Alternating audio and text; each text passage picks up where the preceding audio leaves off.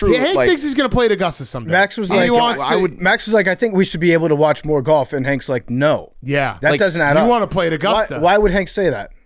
Do you want to play at Augusta? No. You don't want to play at Augusta? I don't. There's no world where I'm playing at Augusta. That's not even. There's 0%. There's chance. definitely not a world you're playing at Augusta if you have a take like Max. Max is definitely not playing at Augusta. Are you negging the course right I'm now? not playing at Augusta. I'm opting out of playing at Augusta. I also will opt out because I want more golf. Yeah. All right. Fair. Me too. On today's Pardon My Take, it is Masters time, and we have our good friend Max Homa on the show. As is tradition, great catching up with him. He's about to turn the corner and maybe shock the world. We're going to shock the world. We're pumping up Max. We have our good friend Shane Bacon breaking down the Masters, talking about best bets, what we expect from this weekend. We're going to talk Florida Gators back on the top of the college basketball mountain. We had some weird firings in Denver. We have Hot Seat Cool Throne, and then we're going to finish with Pardon Your Take. Listener submitted Pardon Your Take, and a White Lotus recap for the finale. Hank has watched it. That was the only episode he watched. PFT and I watched the whole season.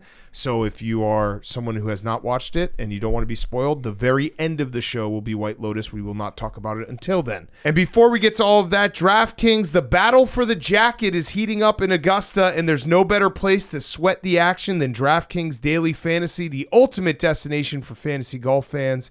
And for the year's first major, DraftKings is giving all customers a shot to play free for a $1 million top prize with your next $10 deposit. It's simple to play. Build your dream lineup while staying under the salary cap. Then sit back and watch as your players rack up points. Every birdie, every bogey, every clutch putt. Feel the intensity of every shot. Download the DraftKings app. Use code TAKE to play free for a shot at the $1 million top prize with just a $10 deposit. That's code TAKE for all DraftKings customers. The crown is yours. Okay, let's go.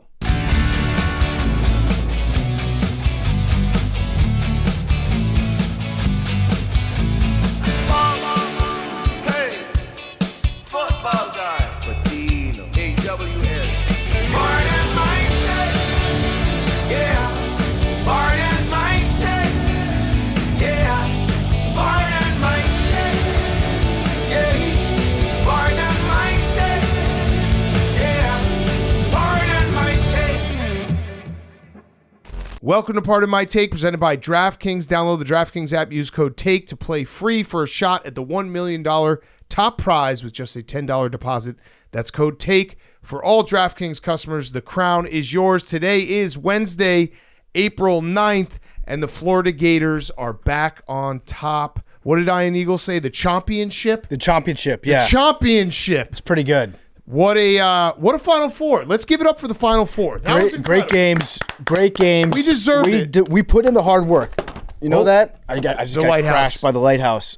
We put in the hard work.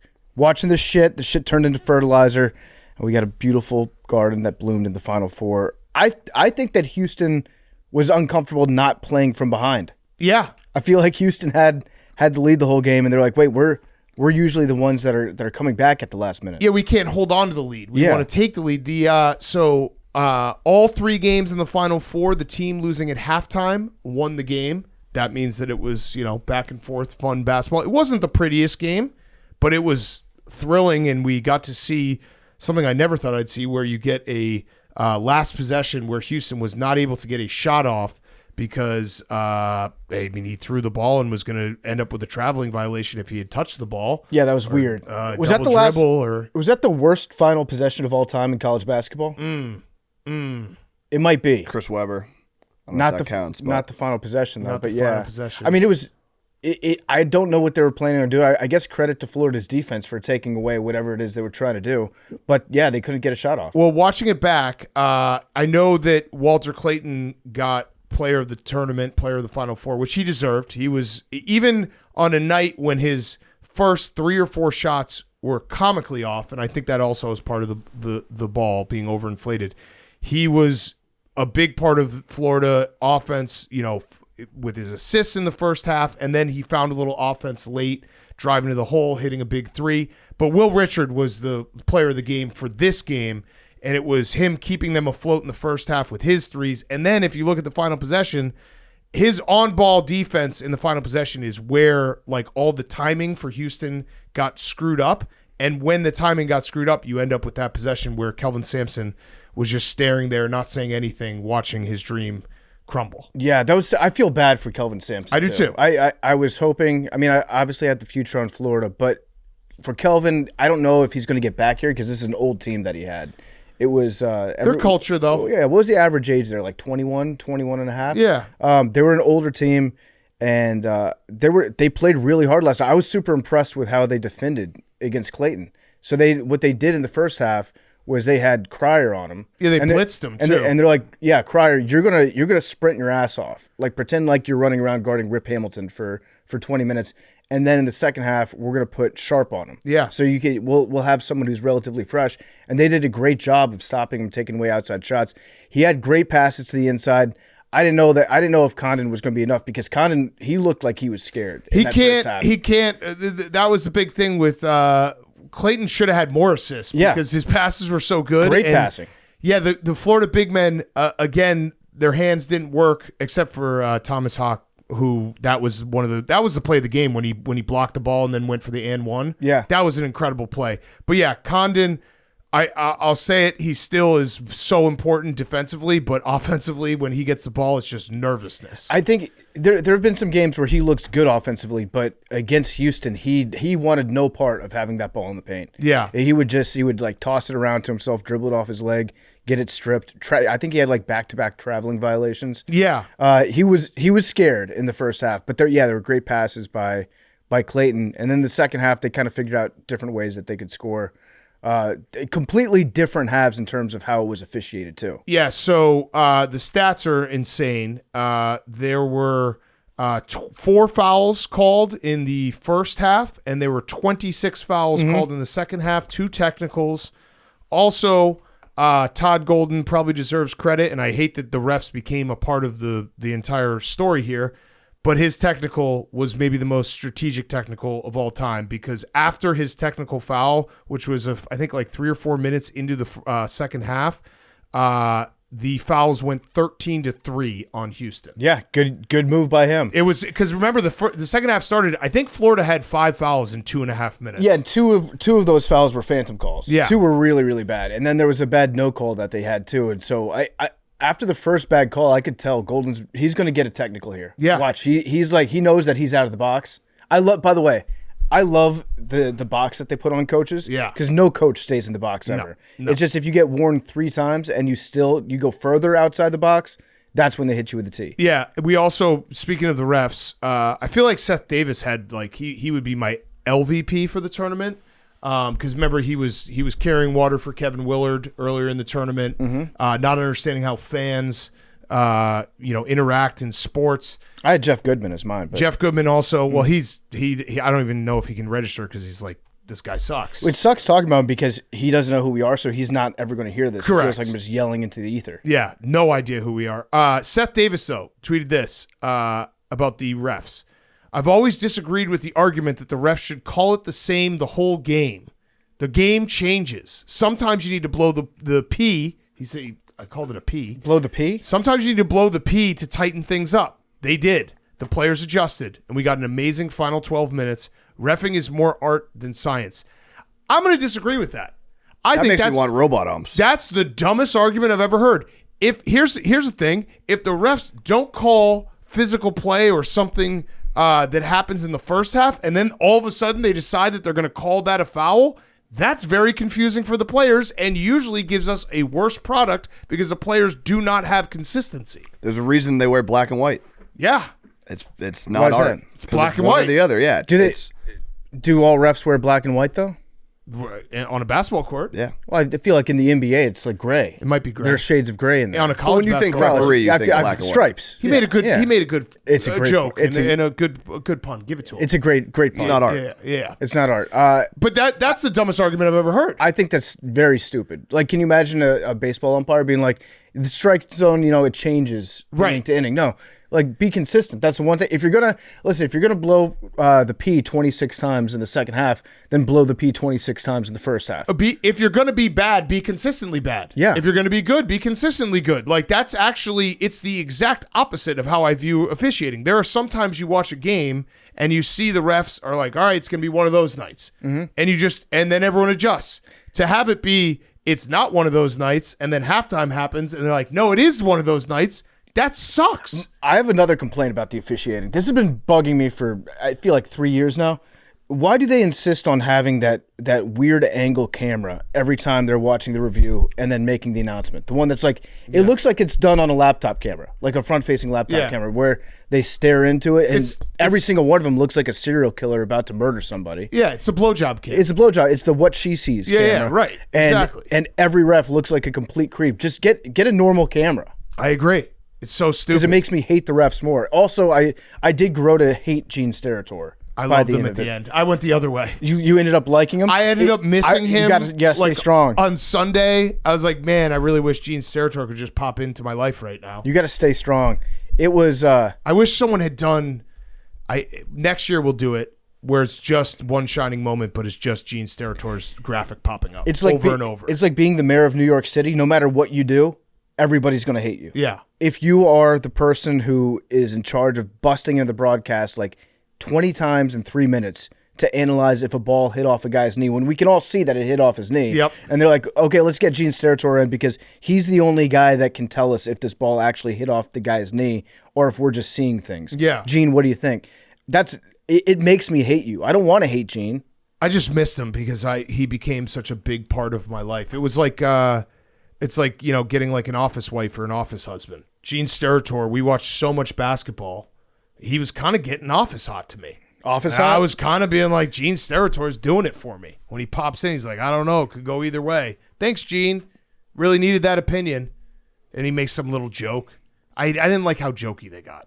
They got really jokey. That's why you got to get Mike Carey back. Yeah. We need to bring him back into the national discussion. Yeah. But yeah, credit to Florida. So Florida's path was pretty impressive. So starting with the SEC championship or SEC tournament, Florida went on to beat Missouri, who is ranked 19th in KenPom, Alabama 6, Tennessee 5. Then go to the tournament, they win their first round game. UConn, defending champs, 32, Maryland 10, Texas Tech 9, Auburn 4, Houston 2. So they went on a path where they beat 6 top 10 teams to get to this championship. The only, they were ranked third. They ended up beating the 2, 4, 5, and 6 ranked teams in KenPom. So Duke was the only one that they didn't rank or didn't beat. It was a hell of a gauntlet, and they did it, and Florida's back on top. I was reading an article last night, I think it was on The Athletic, where it was like February 26, 2006 was when Florida lost their last game and then went on to win a title. February 27th, 2007 was when they lost their last game to go on and win on a title. And then this year they lost their last game February 25th and then just went. So it's something about those late February losses, and then Florida, when they've won their 3 titles, have just ripped them all off. That's wild. Yeah. I think the story from this Final Four, though, if we're going to think back, put yourself in a time machine 10 years from now. Duke losing is still the story of the Final Four. Yes. That I will die on that hill. Houston choked. You didn't. You kind of were playing nice. Like Houston played hard. That was one possession. Blew that game. Hank, I said it was maybe it was the worst possession I've ever seen. But it was before that. Okay, they choked. Did choke. They had turnovers on I think their last 4 possessions. Yeah, which is crazy. Yeah. Houston choked, but also Florida also traveled twice on that once press break. No, the ball handler. I know the one you're talking about with Clayton. I don't think he traveled. The other one, he took like 20 steps in 2 seconds. No, he did not. I think there were probably 2 missed calls, but I mean they were either way. They were close enough. Yeah, Houston did. And choke. Also there was the goaltending that they didn't review. Yeah, that was important. It turns out. Hank, that's art. That's art. They can't review that because they didn't call it. So if they had called it on the floor, they could look at it and be like, "Yeah, we got it right," but they didn't call it. So instead, we just came back from commercial and they were like, "Look at this goaltending call that they missed. Nothing's going to change." Yeah, look, Hank, you probably aren't wrong because Houston did lead the game for all but 17 seconds in the first 39 minutes, and then a Elijah Martin hit 2 free throws or 1 free throw with 46 seconds remaining, and that was it. Like that's Hank had a future on Houston. Am I reversing the narrative that you always win the big bets in my face, and I kind of reversed it? Yeah, I did feel bad because it was like it sucked that we were head I to head. appreciated you feel. I didn't think you needed to feel bad. Like, but like when it's head to head. But it's different when it's future against future. It's I know, that, but it still sucks. If we both were like, nuke versus nuke, that's one thing. But yeah, it's true. You can't plan on that. Yeah. If anything, that just means that this podcast knows ball. Yeah, true. I won a very large sum of money, and I think I still am down in March Madness, but that's okay. I'm a losing gambler. I've never said differently. The account's not empty. The account's not empty, but there's a lot of people being like, show you all your losers. Like, hey, buddy, there's a lot of them. I've never admitted different. I'm a loser. A solemn promise to you all, I will never check and see how much money I've lost. I will when I write like a biography in like 40 years, and then I can like, they'll have me on whatever the next Dan Patrick is, and I can be like, it says here in your book you lost $30 million gambling. I'm like, yep, it's true. That's not what the number is right now. Like I'm down big this year, and I hit the Travis Hunter Heisman future. Yeah, that was the biggest future of my life. I went Scooble, Travis Hunter, Eagles, and Florida. You win, and I'm down. Bird. Plus 16-0 mixed in the middle of that. And I'm still down. So that gives you a little insight of how I am as a gambler. Maybe buy less candles. I just love the people being like, show your losers. Like, dude, and then they're thank you to everyone who came to my defense. They're like, he's said a billion times that he's a loser. Like, that's just, I'm actually on documented record. Yeah. Yeah. When Penn went to trial against the Massachusetts government, they're like, he's the biggest gambling loser of all time, historically. But it was. I think we'll remember Duke. Yeah, I mean that's got to be the big story, right? It's got to be the big story. I actually do believe that. Yeah. That 10 years from now, we'll remember that Florida won a national title. Will we remember it as much as? Because here's the difference, Hank, between Duke's choke and Houston's. It's USA USA.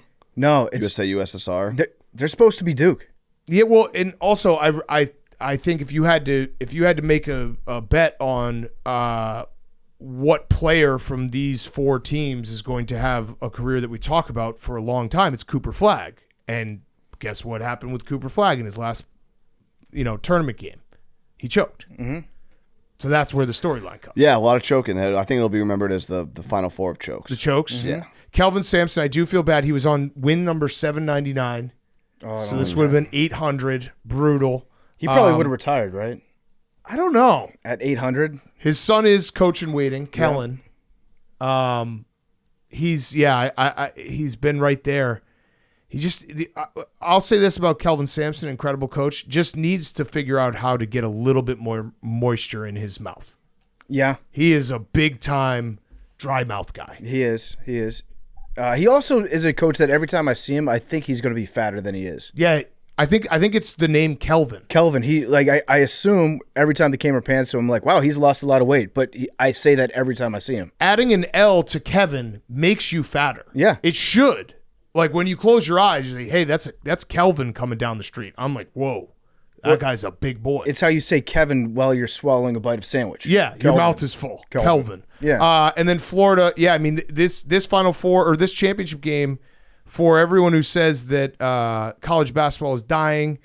Yes, obviously there's some issues, the NIL and transfer, but there were no 5-star recruits in this game, and there were no freshmen in this game. So playing, I maybe there was a freshman. I know Florida has a freshman. Maybe it was the starters, no 5 stars, no freshmen. So it's not just you can load the, Duke would have been the team. You're like, NIL has ruined it. They just paid $20 million for their roster. That didn't happen. So it turns out that like the only thing that we could say after the tournament was over, if Duke had won, NIL ruined college basketball. Correct. And since Florida won and they didn't have freshmen, it's college basketball alive and well. Alive and well. Will also. Although I hate after big games like this seeing Olivier Roux go out on the court and cut down the nets and not have to jump at all. Yeah. With 7'8" guy, 7'9" guy in Florida who doesn't play because he's a freshman. Mm-hmm. I just wish that we had seen him play. Yeah, I agree. He'll play. He's gonna be a freak. And it was also, like I said, my player of the game was Will Richard. I'm a sap for this stuff. He was the first guy to commit to Todd Golden when he took over at Florida. I always love those stories where it's like he was the first one to believe in what would end up being 3 years down the line a national championship. He was my guy. Yeah. He was the guy who built it all around. That's the foundation block. Do we have a top 25 for next year already? I love the sickos that do those lists the second the game's over. Okay. Fanta made one. Kentucky, Duke, Kansas, maybe UNC. I'm going to say Creighton's going to be somewhere around 12. Where's Creighton? Oh, Creighton's 22. He's got Houston at 1. Houston, Purdue, Louisville, Duke, UConn, Texas Tech, Alabama, St. John's, UCLA, Iowa State. That's your top 10. I love that. Congrats to Iowa State. There's a guy on I can't remember. It might be like JBB Bracketology or something. I can't remember. No, JBR Bracketology is someone I follow. Is a really good college hoops follow. But there's a guy who did bracketology already. Love that. Before it was, I think he did on Saturday. Who were the first 4 teams out? I don't know who the first 4 teams out was. I just immediately looked. Wisconsin got an 8 seed. I would just assume that was cool. If you're doing bracketology for next year already, you're only doing it. Oh, there it is. Just have the first 4 teams out so you can stick it to fan bases that you don't like. Mr. Brackets 3. He's got Houston as your 1 seed in the South, Duke is your 1 seed in the East, Kentucky is your 1 seed in the Midwest, and Purdue out West. Going to be tough for the Boilermakers going out West.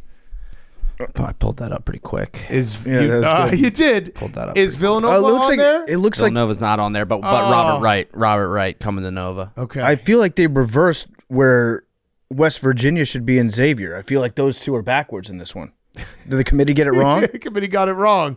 I just love the commitment to do a bracketology. When did he post this? Great job, Max, by pulling that up. When did he post this? This was on April 5th at 2:18. So this was before the Final Four was played. I love that. I love that. That's a commitment right there. That's actually a great way to take away some of this. If your team doesn't get into the NCAA tournament, there should be a guy that does this for next year and put all those bubble teams in. Yeah. And actually be like, look, we're building something. You got it. You're on the way. All right. So, yeah, good. Bad tournament, great Final Four. Yeah. I think that's fair to say. You got to get a shot off. Got to get a shot off. With Houston, you take the good with the bad. They practice so much in like loose ball drills and not shooting. You revert back to your training. What do you think? You start wrestling. What do you think would have happened if he had picked up the ball? Do you think the refs would have been? They would have called it? I mean, we could have had the biggest missed call of all time. Right, like just put the pressure on them. I also think weirdly, he should have. He should have touched it just because then they would have still been like 5 seconds left, and you force them to make the call. Florida makes a free throw. Yeah, you force them to make the call. If they make the call, Florida makes a free throw or 2. Then it would be game. But if they make 1, you still got a shot. Yep. Yeah, he should have touched it all time. Oh, that's so unsatisfying if you're a Houston fan. I don't know what you just have that playing in your head forever. That was kind of it felt like a win the whole game too. Like they were winning that game. You just need a shot. You need a shot at the end of the game, and especially, I mean, the play they ran was to shoot a 3, and they should have went right away, sprinted right at the rim, and tried to get a rebound. That's what I didn't understand was why take it down that far? Why not give yourself a shot to, if they get a rebound, get a foul, and play it out from there? Give yourself multiple opportunities to not get a shot off. When I watched it back, I was looking at it, and it looked like what they were hoping for. It basically Will Richards' defense got all of the sequence of screens out of order for Houston, and they were just all a little bit late, and the pass wasn't really crisp. But I think what they were trying to do was get Condon to come out on the 3, and it would have left J1 Roberts and Clayton going for the rebound. So you basically take a 3 with 5 seconds left, and then you have a huge mismatch under the boards. Also, I feel like J1 Roberts could get a rebound even if there are 3 other guys around him. Yeah, that shot he hit off the backboard. That was insane. That was insane. I woke up this morning, and my first thought was, how did Florida win this game? Yeah. Like, it's crazy. It was a great comeback by Florida. They were never in control of this game. Never. Not even at the end. It's like, oh, here comes Houston. They're going to either hit a 3 or get a rebound because that's what they always do. Like if you're trailing, and what were they down by, 12 points? I think they were down 12. They were down 10 almost instantly in the second half. Yeah, you're down 12, and you get 2 technicals. Yeah. And you still come back and win. That's crazy. It was that Thomas Hawk block and one was an incredible play. He played his balls off. Yep. He was a dude. Okay. Denver has fired their head coach, our good friend Michael Malone, and their GM. What the fuck? Yeah, what the fuck? This is one of the craziest coach firings. Denver is in the 4 seed, I believe, right now, but all these teams in the West are within a half game, so they could end up being the 8 seed. Memes had an interesting theory that he's been reading about online. I don't know. You mean Luka Doncic? No. Yeah. Our guy Memes decided to show up to work today dressed as Luka Doncic. I don't know. I've never seen it before. He's wearing a Luka Doncic Mavericks Luka Doncic hoodie. Is that it's a sweatshirt? A jersey? A jersey? I think a sweatshirt jersey. Sweat jersey. Sweatshirt. And then matching sweatpants, and then has his shoes and socks exactly like Luka would wear. Yeah, so he's just channeling Luka on the Mavs. And he's been drinking beers all day. And he said Memes and what? Hookah. And hookah. Memes was like, is it sex trafficking? That was his theory on Michael Malone. I mean, the Denver airport, weird shit goes on there. Was it the Jokic brothers that just went into the Nuggets facilities like, fire him now? I coach team now. No, I mean, I read, who knows what actually happened. Apparently, the GM and Michael Malone did not speak, and they were not on good terms. So they're firing both of them? So they're like, fuck it, we'll fire both of them. Me personally, I would keep the coach that won an NBA title. I would keep the coach that Right before the playoffs. Your winningest coach of all time, your NBA title coach, the only one you have in your history of your franchise, right before the playoffs. Makes no sense. I always go back to, like, whenever these things happen, like, Jokic had to sign off on this, right? I would think so. But also, Jokic is someone who, like, he's the type of guy who I feel like he wouldn't demand anything. No, after the Luka thing, when it was like, you would think someone along the way would have been like, we're not doing this, and that didn't happen. It feels like anything's possible. But with Jokic, I feel like he's always teetering on the edge of being like, I don't really like playing basketball. I'd rather just hang out with my horses. You don't want to piss him off. Yeah. So I feel like you have to have that conversation with him. Right before the playoffs. I know they've lost 4 in a row, but Jamal Murray's been in and out. So, like, you still have the best player in the world right now. Yeah. So that leads me to only think that he would have signed off on this. Yeah. Also, Calvin Booth, the GM, tough day for him because his face is weird.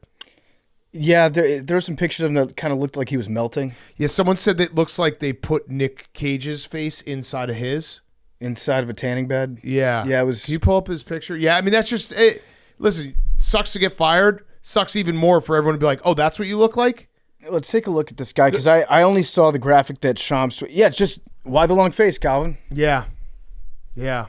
So, Calvin Booth. It's a very... Yeah, that first picture right there. That's not great. It's a very strange time to do all this. Very strange. Like, really, really strange. The owner, Josh Kroenke, he gave us a press conference today, and they asked him about it. Wait, does he have any relation to Stan? I'll have to look that up. He might. Yeah. Good for him. Another Kroenke getting a team? Yeah. So, but he's independently wealthy, I'm sure. His message to the team was play hard and have fun. So they're going the Mighty Ducks strategy. They're going, yeah. Gordon Bombay. That would be funny if they just hired Emilio Estevez. Like, Jokic can draw up the plays. I'm just here to throw the beach ball out there and have some fun. So I guess they're just going to go with their assistant coach as an interim for the playoffs. Okay. This is coaching by committee? This is stupid. This makes no sense. Aren't those Mike Malone's coaches? Michael. Yeah. But aren't they just... Say the question again. Aren't those Michael Malone's Thank coaches? You. Mm-hmm. Yes, now they are. So if you're firing your coach... You're post Malone. Yeah. Why would you not He had bring some help. New help? If you don't believe in Michael Malone, how could you believe in his assistants? It would be my question. Fair question. And will those assistants coach hard for you after you fired their guy? Right. One of them will. One of them definitely is like, this is my shot. The rat? Yeah, and then it will become a whole thing. Wait, who is this? What do you think about this guy? David Edelman. Okay. He's got cute cheeks. And who Look else? how rosy they are. Who else is coaching for them? So they're really going by committee? I think this is the guy. Oh, I think it's just this guy. They did make it officially. He's the interim. Okay, because I was going to say if that would be very funny if it was like 4 guys and they took turns on the quarters. You're actually asking for a huge production from a guy who's never done it before at this level. That's what Windhorse said. I agree with Windy. Windy's hair is so on point. It's a good suit too. This fucking guy, he serves looks. Fucking love Windy. He'll be on for the playoffs. You guys excited for the Masters? I know we got Max Homa and Shane Bacon. By the way, Max, awesome interview. He's maybe not playing the best golf of his career right now, or he isn't, but we got him. I feel like it was a good time to just go back to the old conversation with Max Homa. I'm very excited about it, Big Cat. I know that Sunday is maybe the best nap day of the entire calendar year when you're watching the final round. I think it's Saturday. I actually have become more of a Friday Masters guy. Oh. Friday Masters before the cut, it's like a little mini championship. It's like everybody is fighting for something. I like Saturday just because Saturday, like Sunday, I don't want to miss anything. And Saturday is just a perfect Saturday afternoon. They do the thing where you can't watch the coverage on TV until like 3 o'clock.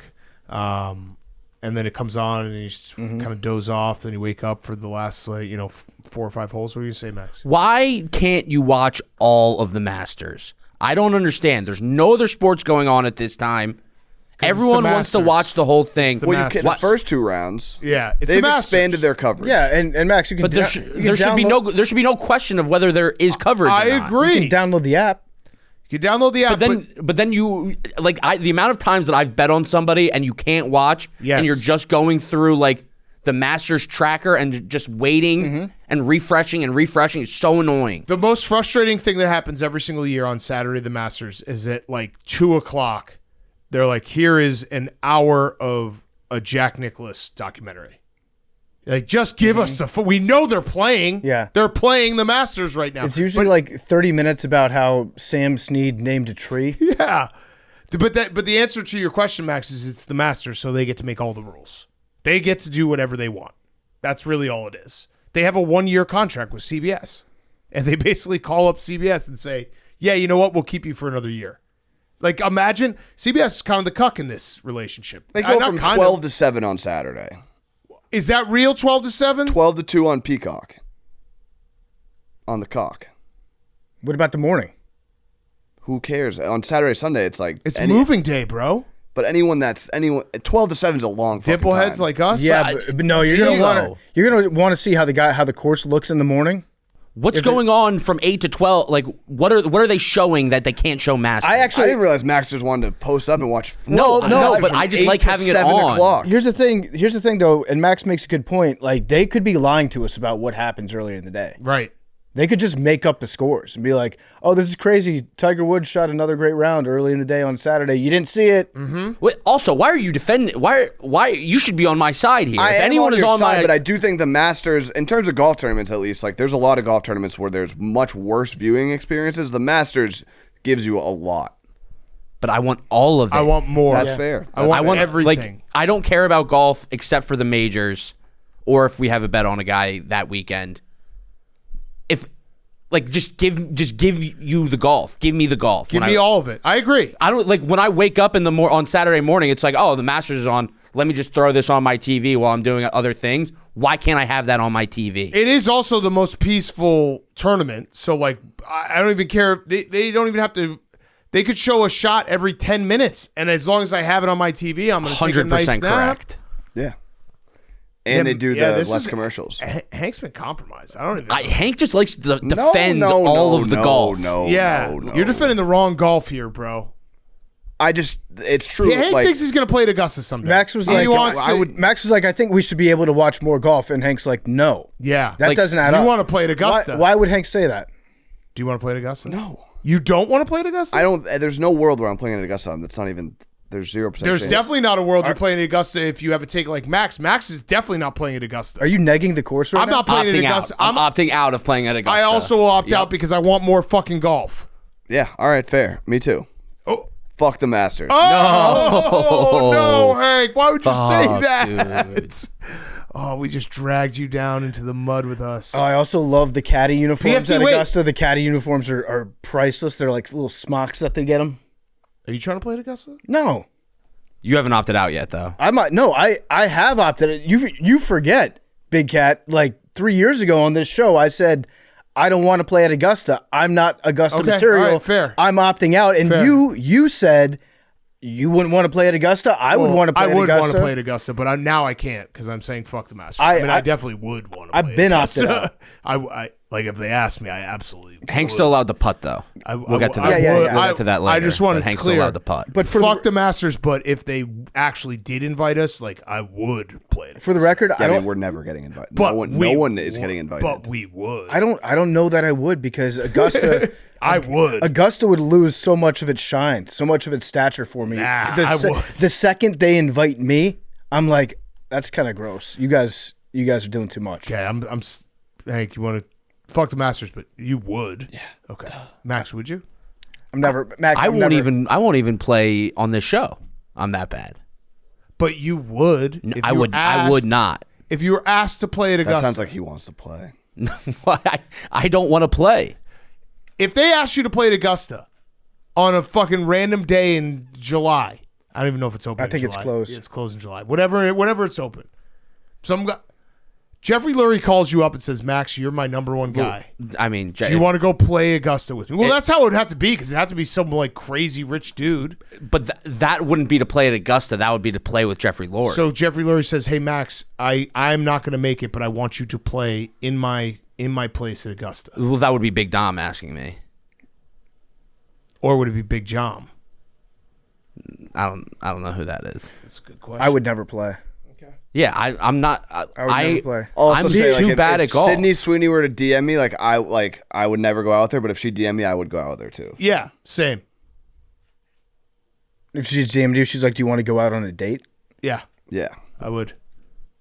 That would be good for the show. Yeah, it'd be good. That'd be I would approve of It'd you be doing really that. good for the show. You should work on that. Yeah. It would be better for. It would be better. I'll work just as hard as that as playing at Augusta. What do you think is more I'd like likely? to win the lottery. Sydney Sweeney. Never gonna. You think Sydney Sweeney DMing you Cubs Yeah. out of 50-50? nowhere and being like, let's 0 for 2. fuck, is more likely than Augusta I think DMing she's and be classier like, than let's that. play. I think she'd want to go on a date, make sure we have chemistry. But yeah, Yeah. no one plays it like Way more likely. yeah. You work on at the #1 sports podcast in America, and you think it's more likely that Sydney Sweeney fucks you than Augusta invites you. I kind of agree with him. No one plays at Augusta. Yeah, It's I impossible. kind of agree with him. Listen, nobody fucks Sydney Sweeney either. Well, someone does. I think it's. I'm kind of on PFT side here. Yeah, I think You that's. guys don't know Listen, Augusta. both You also are don't very know how hot unlikely. Hank is. Hank doesn't even want to watch the Masters. That's true. Yeah, I'm 0 for 2 on the 50-50. We're 4 Cubs games in. You probably didn't buy that many tickets though. Yeah, I probably didn't buy that many tickets. You know what? Here's another thing. If we're ranting, Max, the 50-50 now, they don't print out all your numbers. You just get one number. It's bullshit. It stinks. What does that even mean? You have to check a website. And then you're like, oh, I lost. I spend like $200, $300 every time they give me one number. I don't understand it. I feel like I'm getting robbed. Do they give you like from this number to this No, number? it's just one number. I don't get it. I don't understand what That- changed. They're robbed. Do you think I've just got I think you're robbed? getting robbed. Fuck. I think you're getting robbed. might have That gotten robbed. Make that make sense. At the Blackhawks game, I think I bought $300 worth of 50-50s. They sent me an email. Yeah, there's a And QR then code I too? get an email with a bunch of numbers, and then I click a button, and then it takes me to a website that tells me that I lost the 50-50. Yeah. I'm like, I paid $300 to read a website. I also don't think that you should be able to buy 50-50s if you're not at the game. Agreed. That's bullshit. I would never want to win a 50-50 if I wasn't there. Like, I get people will send me, like, oh, this 50-50 you can buy. It's like, dude, I got to be there. For the record, I have to go to the game. I would like to win a 50-50 at a game that I'm not at.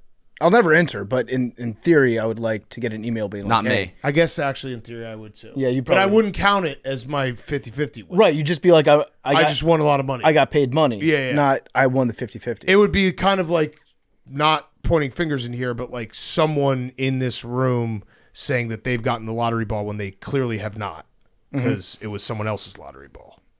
That kind of situation. Like, if I wasn't at the game, I'm not going to count it. Well, that never happened. Yeah, PFT just got it. Yeah. I nailed it. And Memes still has not. Well, I got it twice. Hey, what's going to happen first? Me win the 50-50 or Memes get the lottery ball? What do you... I'm going to say Big Cat win the 50. Do you think Hank is going to impregnate Sydney Sweeney, or Memes is going to get the lottery ball first? Better chance for Hank. Hank only does butt stuff, though. Hank is fucking good looking. Thank you. My guy, look at him today. He's wearing his Augusta green. Not really, but yeah. Yeah, Green. you are. 6-pack coming. It is. I can't wait. Is it going to be? Is it arriving before or after the dunk? Before. Oh, okay. So you're going 6-pack then dunk. Yeah, I'm going 6-pack summer, and then once summer's over, I'm gonna because the 6-pack predates the dunk. Yeah. You said you were going to get a 6-pack like 3 years ago. Yeah, and the time has come. I think we all said that. Yeah. Now, is there going to be a real 6-pack, or is it going to be just like, oh, you got the dick bones? We'll see. I mean, it might be like, camera angles and stuff, but okay, something will be there. Okay. We'll have Sydney Sweeney come and judge. Yeah. If it's a real 6-pack or not.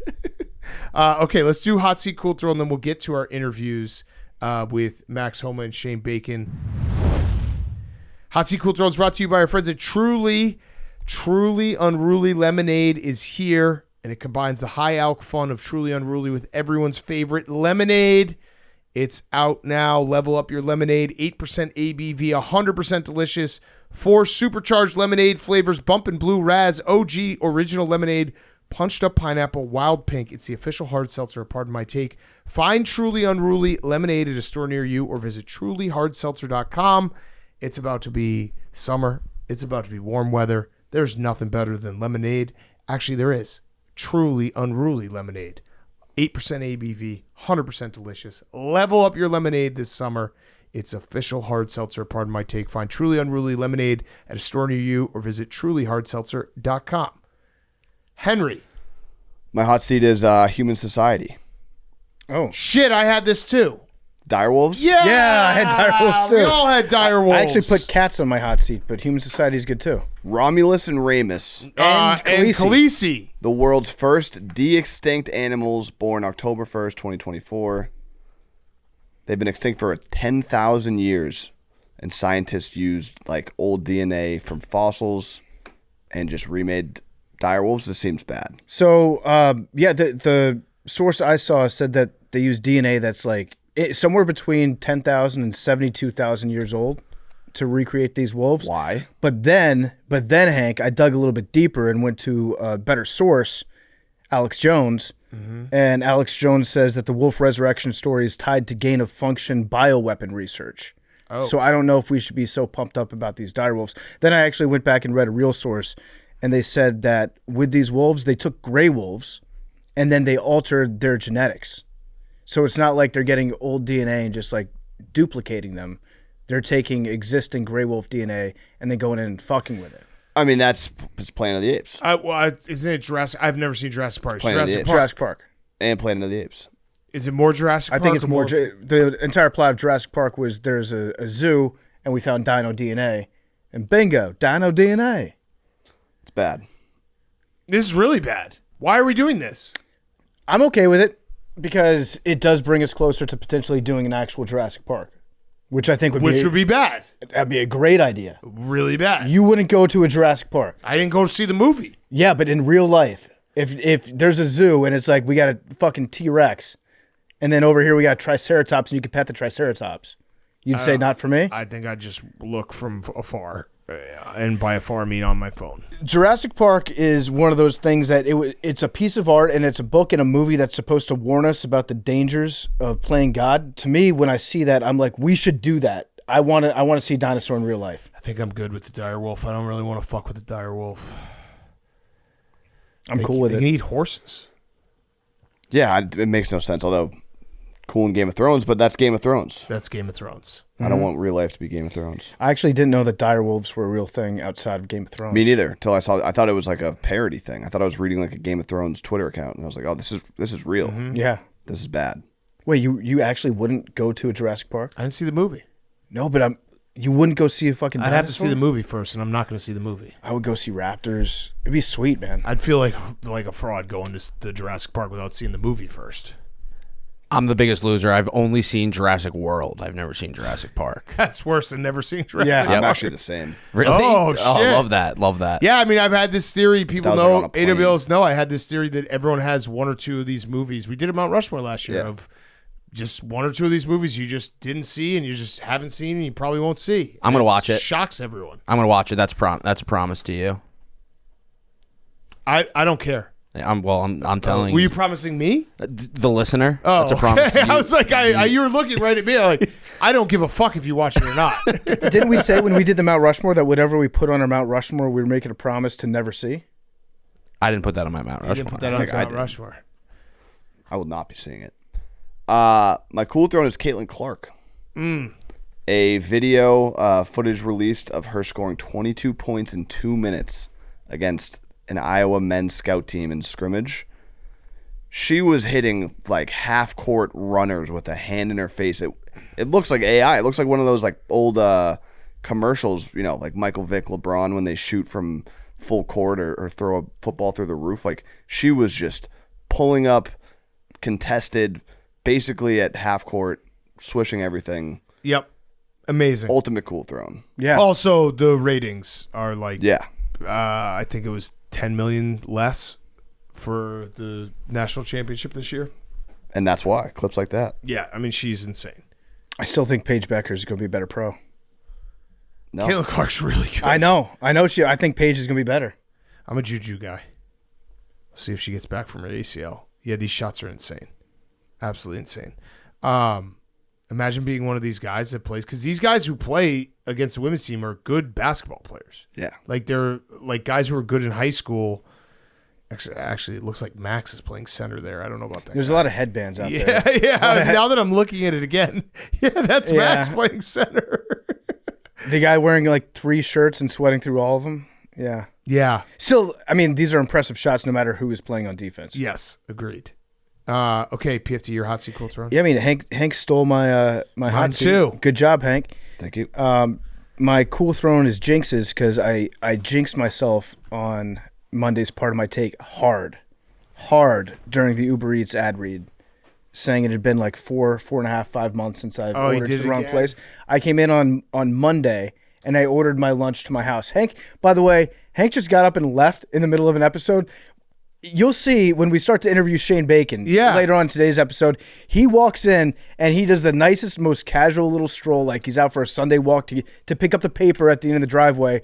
Have you ever seen the movie Signs? Yeah. Remember when the alien comes by for the first time? Yeah. That's what Hank does across the camera. And then he sits down and Max is like, what's going on? And then Hank gets mad at Max for telling him, hey, we started the interview already. He looks at his watch like, you guys are the ones. We started, I think, a minute early. Maybe, and he was like, "I thought we were starting at 9." He said, "I thought we were starting at 9:45," and when he texted me, it was 9:45. What is something on fire? His car better be on fire. The way he just walked out mid sentence on you. He did just say he texted us saying 1 second, sorry. PFT, that was rude. It was. I mean, it's not rude because I've come to expect this from him. That's true. That was literally mid-sentence. He just stood up and left. He's like, I got done talking about the video that I saw Dave tweet earlier and an article that I saw somebody else retweet yesterday, so I'm going to get up. My job here is done. My job's done. See you guys. Where the fuck is he? What am I going to talk about for Hot Seat? Let me see what Dave said. All right, yeah, I'll just say what he said. He's going to be so upset that this is this conversation. Well, I mean, you can't just leave right in front of us and expect us to be like, oh, okay. If he had said something to us, like, hey, I got to go shit. All right. He's probably jacking off. So you did the Uber Eats thing again? Actually, all that Masters talk. Yeah, so on Monday, the very next meal that I had after I made the statement of what the hot streak I've had, just sent it to the wrong place. And it's in my house still because I brought it in when I got home. That's such a sad thing to bring inside. Yeah. You're at the front door and here's a 6-hour-old lunch. Yeah, that's And tough. you just bring it inside and put it and stare at it for the rest of the day. Don't say anything because I'm going to use it as my hot seat because he stole mine. Okay. So that's my cool throne is Jinx's. So reset the counter to 0. Yeah. All right, my hot seat is Hank. What was that? I said sorry. But what happened? Someone was calling me like 3 times in a row. I thought it was an emergency. Who was it? My buddy, Jack. I didn't know what was going on. I Is said Jack sorry. okay? Yeah. We thought there was like a car on fire. I would have said it's an emergency. I just Did said you one want to? sec, We sorry. also talked about the fact that you sauntered right in front of the camera to start Shane Bacon. I walked it at 9:44, and the interview had started. Max has timestamps to say differently. That's not what I said. That's not what When I said. did he text I you? literally said exactly that. I said the interview started in 1 minute early. 1 minute early. Yeah, I was confused. I thought I was like 15 minutes late because you guys were in rhythm. Is everything okay? Everything's fine. I said What one did Jack- sec. I would have said what it's did an Jack emergency. need? No, I said I'm going to call him back. I thought it was an emergency. I didn't Damn. get the text until after you had left, and I was like, that was Yeah, we were hurt. a confident. Just exit don't by listen to the Hank. last 5 minutes. I said 1 second sorry. That's On like text, yeah. You did. All right, that was my hot seat because I was direwolf too. So thanks. Actually, you know what? Credit to Hank. He gave me a hot seat. yeah. Mm-hmm. What? I needed one. Yep. I appreciate You're that. welcome. What about hot seat Drake May? Because the Boston media is asking if Drake May is a little bit of a diva getting Joe Fuck Milton the out of Boston town. media. What happened? You are the Boston media. False. What happened? Nothing. They're looking for clicks. This is like a tale as old as time. I think Joe Milton wanted an opportunity to compete for a starting job. Drake May doesn't make personnel decisions. I missed this. This is an actual story? No. Drake May's or Joe Milton's not. This is very funny because it's not like Joe Milton's been in the league for like 5 years. Like it's my time. This isn't like a Steve Young, Joe Montana situation. I think he would like a place where he can compete to be a starter potentially at some point. I don't know. Yeah, I don't. I feel like if he goes to okay, in his wildest dreams, if Dak gets injured, which probably that would never happen, but if it did, and he got in and he played awesome, you could see a world where the Cowboys would be like, we're going to go with Joe Milton down the line. Right. If Drake May got banged up out for like 4 weeks, no chance he loses his job. You guys are delusional about Joe Milton. I am not. I think Joe Milton stinks. I love watching Joe Milton. I'm delusional about Joe Milton. Yeah. I am knowingly There's a difference delusional. between saying you think he's good, I think he is fun. He's so fun. but he's not good. We never said he was good. We said he was Yeah, fun. but when he's good, I don't think he's very even good. fun to. I don't even think he's good enough to be fun. Oh, he is. When he throws the ball and it go, dude, he threw an orange 106 yards. I saw it, and then he threw it, and then he threw an orange 106 yards on a 5-yard out. Yeah, exactly. Fun. pass. That rocks. sounds fun. That sounds Yeah. fun. I wish he wasn't on the Cowboys. Me and PFC I have also had bet on him. offline conversations about this. I bet on him the game that he went out of bounds at the end. That was tough. That I'll never think he's fun. That was just not from fun. that, yeah. That was a not fun thing that he did. But when he just lets it rip, Yeah. All right, then my cool throne. PFT alluded to this with our Shane Bacon interview, but the cool throne is the Masters food because the worst person you know has come out and said that it stinks. Ravel, this was like 4 or 5 days ago. He said, spoiler alert, talking about the Masters food. It tastes as good as the price. Not a single item outside Augusta National will get any attention on its merits alone. There, I said it. Thank God he said it. thanks, Darren. Oh, needed that. So this reasonably priced, dare I say, even affordable sandwich that you can buy at the best golf tournament in the world that tastes very good is not like Jose Andres chef quality. Mm-hmm. Okay. Yep. You know what? All the worst teams have the best food. Yeah. The White Sox have incredible food. Didn't Coastal Carolina said free concessions for the entire year? Yeah, that's awesome. Yeah. Let people enjoy things. Yeah. I just the worst. He really is the worst. It's really hard to like make the Masters not fun. Mm-hmm. He found a way to do it. You think Ravel has like a 40-year-old barbecue sandwich from Augusta, like in a glass case in his collectibles room? Probably. Definitely. Or maybe like probably a piece of the tree that almost killed someone would be more up his alley. Yeah. Yeah. If there's been a death at Augusta, he's definitely got the death certificate. This person died in Augusta. I think. Wait, was it the dude that like one of the first guys that started it killed himself in one of the lakes there? So he's got his noose. Yeah, he's got the bullet. Yeah. Okay. Let's get to our interviews. We've got Max Homa and then Shane Bacon talking more Masters. Before we do that, hey dude, have you tried Hey Dude shoes yet? They're unlike anything. If you're on the hunt For your most comfortable pair of shoes, you've arrived at your destination. Hey Dudes are the ultimate slip-on shoes, a lightweight, breathable, and ridiculously comfortable. We're talking cushioned insoles that feel like little pillows under your feet, give you the support you deserve and the comfort you crave. With so many styles, Hey Dude has the perfect shoes to slip into every day. Find your perfect pair at heydude.com. Okay, here he is, our good friend, Max Homa.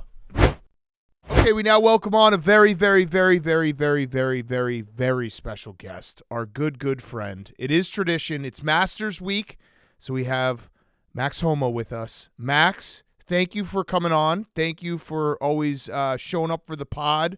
I guess my first question is, how are you feeling? I'm feeling good. About the Dodgers. Sorry, you didn't let me finish. About the Dodgers. Oh, we just lost a series, dude. Like, that's just unacceptable. Damn.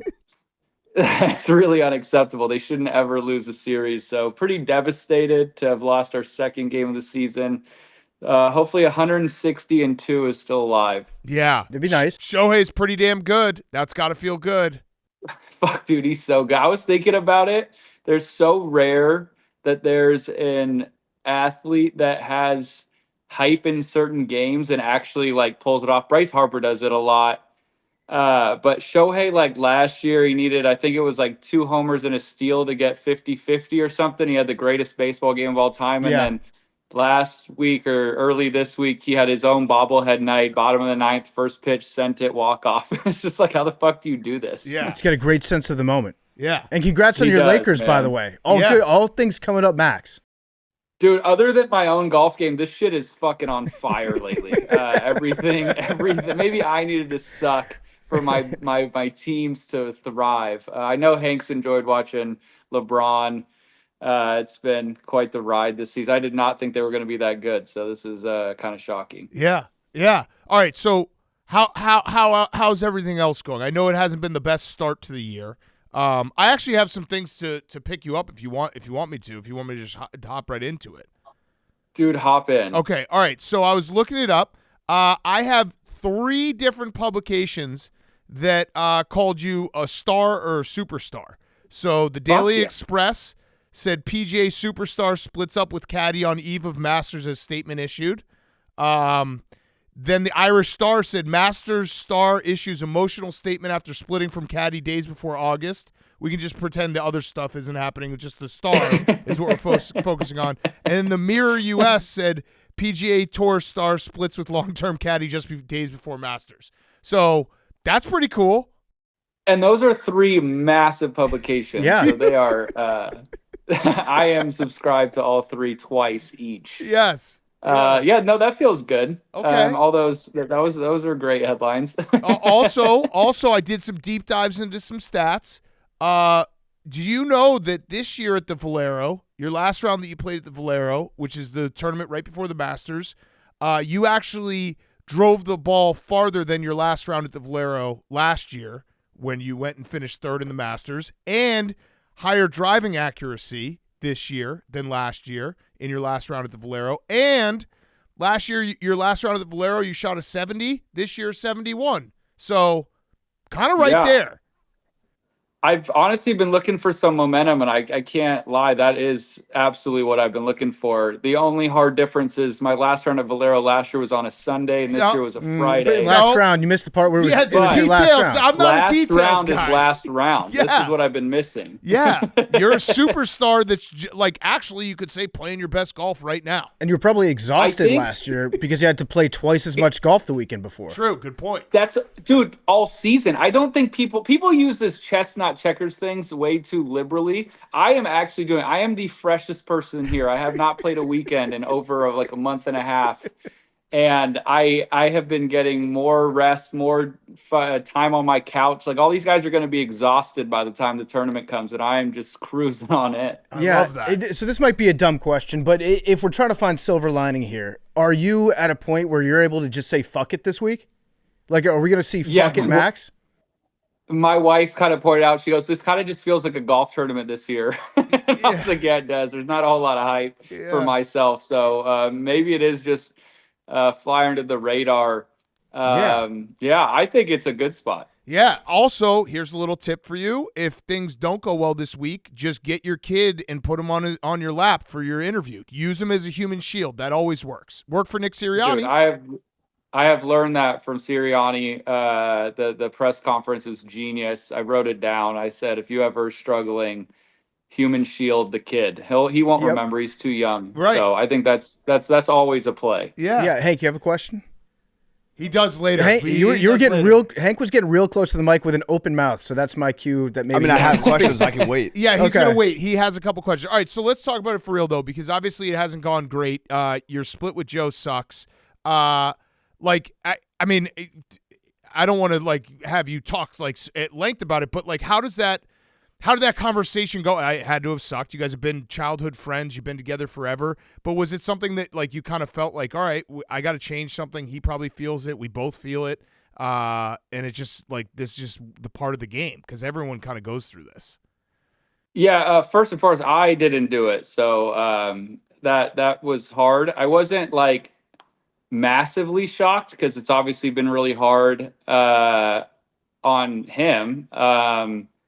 But it's tough. But I always promised that we were friends first, and if he didn't want to do it, he obviously I'd rather be his friend than stretch something out and maybe we resent each other or whatever. So looking back now, it was tough the first few days to process, but looking back, I'm glad that he stepped up and did what he wanted to, so that we don't have any ill will against each other. So I think that was good, but I mean, it does suck. The dude is one of my favorite people on the planet. We've made some awesome memories. So you don't ever want to sully that, but I guess it's just the ebbs and flows of life in this game, and it's stressful. And I think a lot of it, we get shown so much, and we're making bogeys and birdies, but we have a teammate that's going through it as well, and they don't have near as much control over if I'm doing well. He could have the best week of his career as far as just saying the right things and doing everything right, but if I'm not executing, it doesn't reflect well on him. And it's a tough job, and but it just sucks. But like I said, I'm proud and happy that he spoke up when he felt that, because you don't want to, like I said, drag someone on and ruin a relationship it's been 28 years I've known him. So now we can just go back to being boys, playing golf at home. And I still want to beat his ass when we play at home. So nothing's really changed too much. I just might see him a little bit less. Was there a part of you in the first couple days after where you wanted to send him a text being why couldn't you just cheated on me? Why couldn't I caught you with another guy's bag or something like that? Would have been easier that way. Yeah, honestly, that would actually have been pretty awesome. Just he actually caddied the weekend at the Players, and I had to see it on TV. I caught you, bitch. This makes it a little less messy. Now, your new caddy, how's he with people? I think the AWLs don't yell anything anymore, which I hope they've fallen in line. But have you given him any briefing with that? I have not. There was a great AWL contingent last week in San Antonio, and I heard some spicy meatballs, and I keep waiting for him to ask me, but I'm gonna wait for him to ask before I bring it up. This week won't be a good one for him to know, because I don't think anyone's got the guts to yell here. Yeah. But next week is the 2-year anniversary of that lady calling me a pervert and Joe wanted to lose his mind. That's when he started his hiatus against you guys. So I think we might have some explaining next week, but I'm waiting for him to ask. Okay, yeah, that's smart. What's the process like for finding a new caddy? How do you evaluate the guy and be I think you could work with me? Yeah, it's kind of messed up because since it wasn't obviously, like I said, my idea, I hadn't really thought about it at all. I called I thought about it for a while. It's kind of a weird time of year because this doesn't it's not, sometimes in the off season there's always seems to be a mass exodus, and there's some shifts going on. But I called Bones, who's one of the greatest caddies, if not the greatest caddy of all time, legend, won a bunch of majors and all that. And I called him for advice. I was like, what do you think I should do? Who should I hire, and he mentioned my caddy's Bill Harkey, and he's like, I think you should call Bill. And I've actually had Bill filled in for Joe once when Joe had something going on a year or two ago, and it just had slipped my mind. So it was like perfect advice. So gave Bill a call. Fortunately, he was free. And last week obviously didn't go great with the actual scores, but I thought the vibe was really good. We got along. It's tough because he's a Bay Area guy, so he likes the Giants and the Warriors. Mm-hmm. So that's like a bit of a clash, but it does give me a reason to like talk shit to him. And I think I am at my best when I'm talking shit. So I need my teams to keep being good and the Giants to keep sucking, although they're kind of good this year. And I think that might be like the catalyst. Yeah. Did the thought cross your mind? Jersey Jerry's got some caddying experience. No. No. Ever since he DM'd me, Matt. Wait, what? What'd he say? Remember, I think I texted you, Big Cat. He DM'd me. He goes, "Hey Matt, would love to caddy for you sometime." And I texted you something about Jerry messaged me, and you're like, "Oh, I did tell him that you go by Matt." That I'm pretty out on. Yeah, nice guy, funny guy. I don't think we would work too well together. He seems like a liability inside the ropes. At least at Augusta, there's just no way they'd let him in here. No. Yeah, can you vape at Augusta? That might be a breaking point for him. I don't know. I think any question you have, Jerry would find out within the first day on Monday. Yeah. You also it would definitely by day 2. You would have to carry your own bag because Jerry would be like, my legs hurt too much. 100%. I'll still be here with you. That's a fact. Yeah. All right. So and obviously the game we're working on stuff.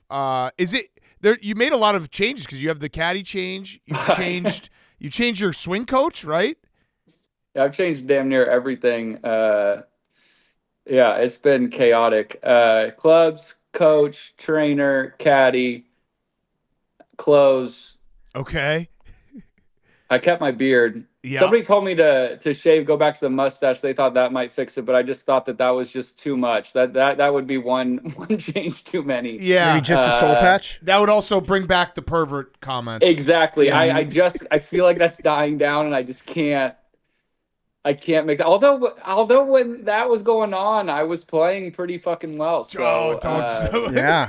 Listen, I don't want to bring it back, but it just. Yeah. I mean, if you want to, it's like I sacrificed it, and it went wrong. Yeah. Listen, we can hit the nuclear code, but we're not going to. But you just tell us if you give us the word. I think I need that pressure on me to play well without having to hit that button because I don't want that at all. Yes, but just maybe I need to know that if it comes to it, we might need to do it. Maybe that will motivate me better than just supporting my family and eating food. Yeah, we're happy to threaten you with that as much as you need.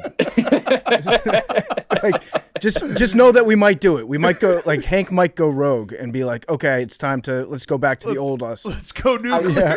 I gotta tell y'all a story. I don't think I've told you guys. I think it was last year.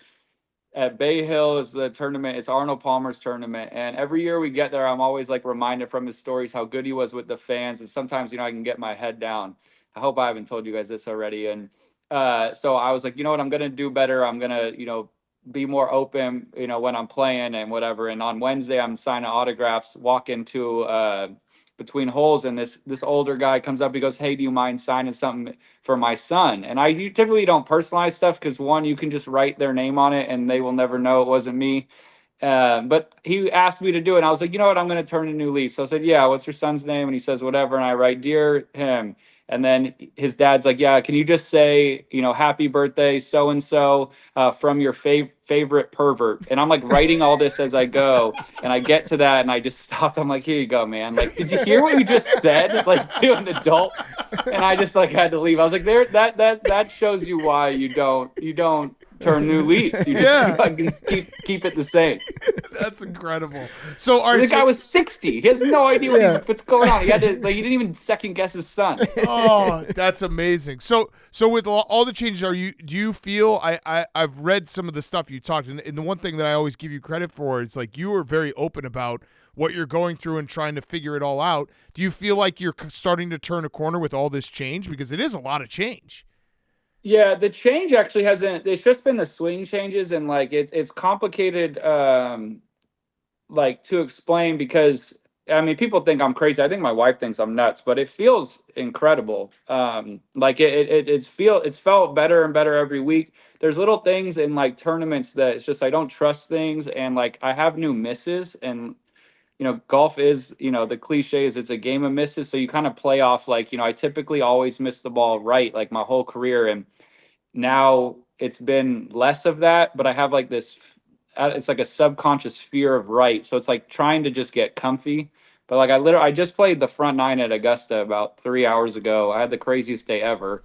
I shot like 7 under in 9 holes. Sheesh, and like, so I know go. it's in there, but I've been doing that a decent amount just in practice. Like last week, my practice Monday to Wednesday was a joke. And then I go out there and I'm 4 over through 4 in the tournament when it matters. So all this to be said, it does feel good, but I mean, obviously it's got to show up when it actually matters at some point.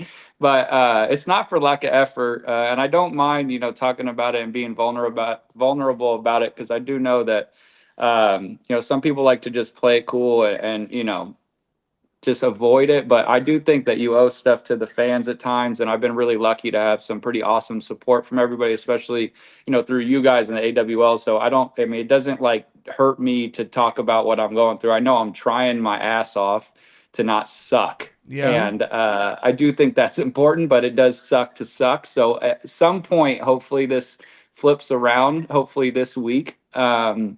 I didn't necessarily prove I could win, as you always ask about this tournament, but I can sure shit get third. Yeah. And third sounds okay right about now. Yeah. I mean, it sounds like we're close. If you're shooting 7 under on a practice round. Yeah. Just from 9 holes. That's moving. We're very close, man. Yeah, and also I would imagine like I know obviously you have to do it on the weekend and you have to do it in the tournament, but I would imagine that it's a lot better of a problem when you know that you can do it in practice and then it's maybe not showing up versus like if you just sucked in practice too. Yeah, that would probably be like, holy shit, do I just suck at golf now? That was kind of the whole thing of last year, like pretty much after Augusta, right after May, like every week my practice wasn't very good. I wasn't playing well at home, and it felt like when I got to the start of the round on Thursday, like I was, if it didn't go well, like I kind of knew it wasn't going to, because I just like didn't really feel good about it. I could piece some things together here and there, but it wasn't good. And then kind of early this year through like the middle of January, it felt similar, where it just was like just didn't feel great. And then it clicked at the Waste Management in Phoenix. Again, I grasp this all sounds crazy because I've missed all these cuts since, but I started to feel good. And when I was home, it felt good. And some practice rounds were really good. And like, definitely haven't felt like that. It's more frustrating, I guess, in a way, because when I do go to Thursday, I'm like super jazzed to play. And then I bogey the first few and I'm in the same exact spot. But I see the light at the end of the tunnel. I just think the tunnel's like really, really long, like way too long. Yeah. Mm-hmm. Yeah. I mean, listen, I think you think that you're close, and I believe you. So hey, thank you. I want this to be the weekend. That'd be great if this was like the start of the turnaround for Max. And that like, sounds so nice. Think about that. Yeah. You have to, or if you finish top 10, you have to come back on the show on Monday. Dude, 100%. I'll take that as like a victory lap at this point. Yeah. All right, deal. So one of the big changes at Augusta this year is the app, the Masters app, the best app in sports. I assume that you download the app before you go there. We're going to get to see every single shot from the range sessions from everybody. Oh, for real? So, yeah. So now we're going to be like, oh, he's hitting the ball well at the range. Yeah. And then we're going to be able to figure out if we want to bet on that guy or not.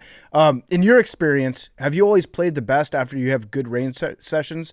Or is it one of those things where you've had the worst range sessions and then gone out there and shot the best round of your life?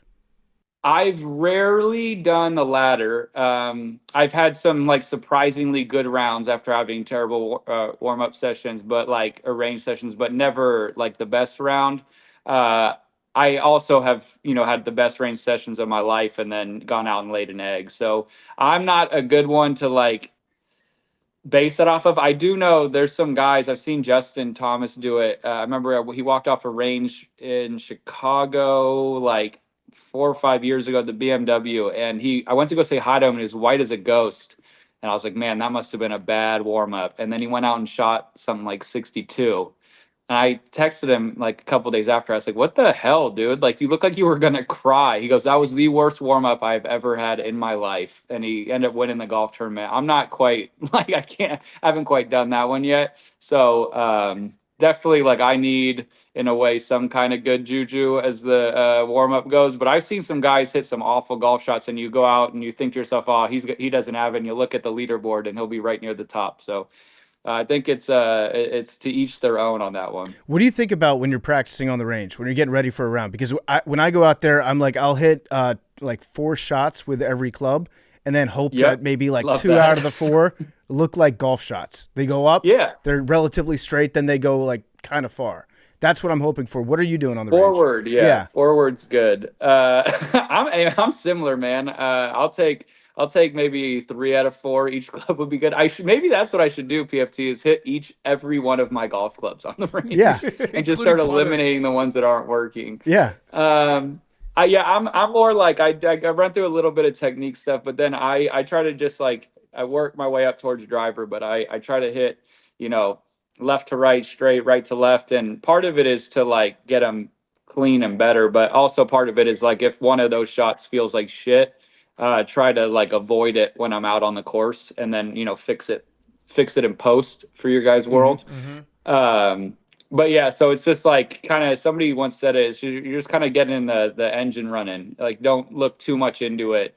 Try to take some away from it, but like you said, there's days where like my driver feels bad on the range, and I'll go out on the course and stripe the first few, and it doesn't matter. So I think not attaching yourself too much to the range session is probably the key, although I'm not the greatest at that. Yeah. All right. So the other change you made, which I actually am a very big proponent of, I wish I could. I actually texted you right after. I was like, I'm jealous. Yeah. You're off Twitter. Kudos to you. I wish that we could do the same. It is our job.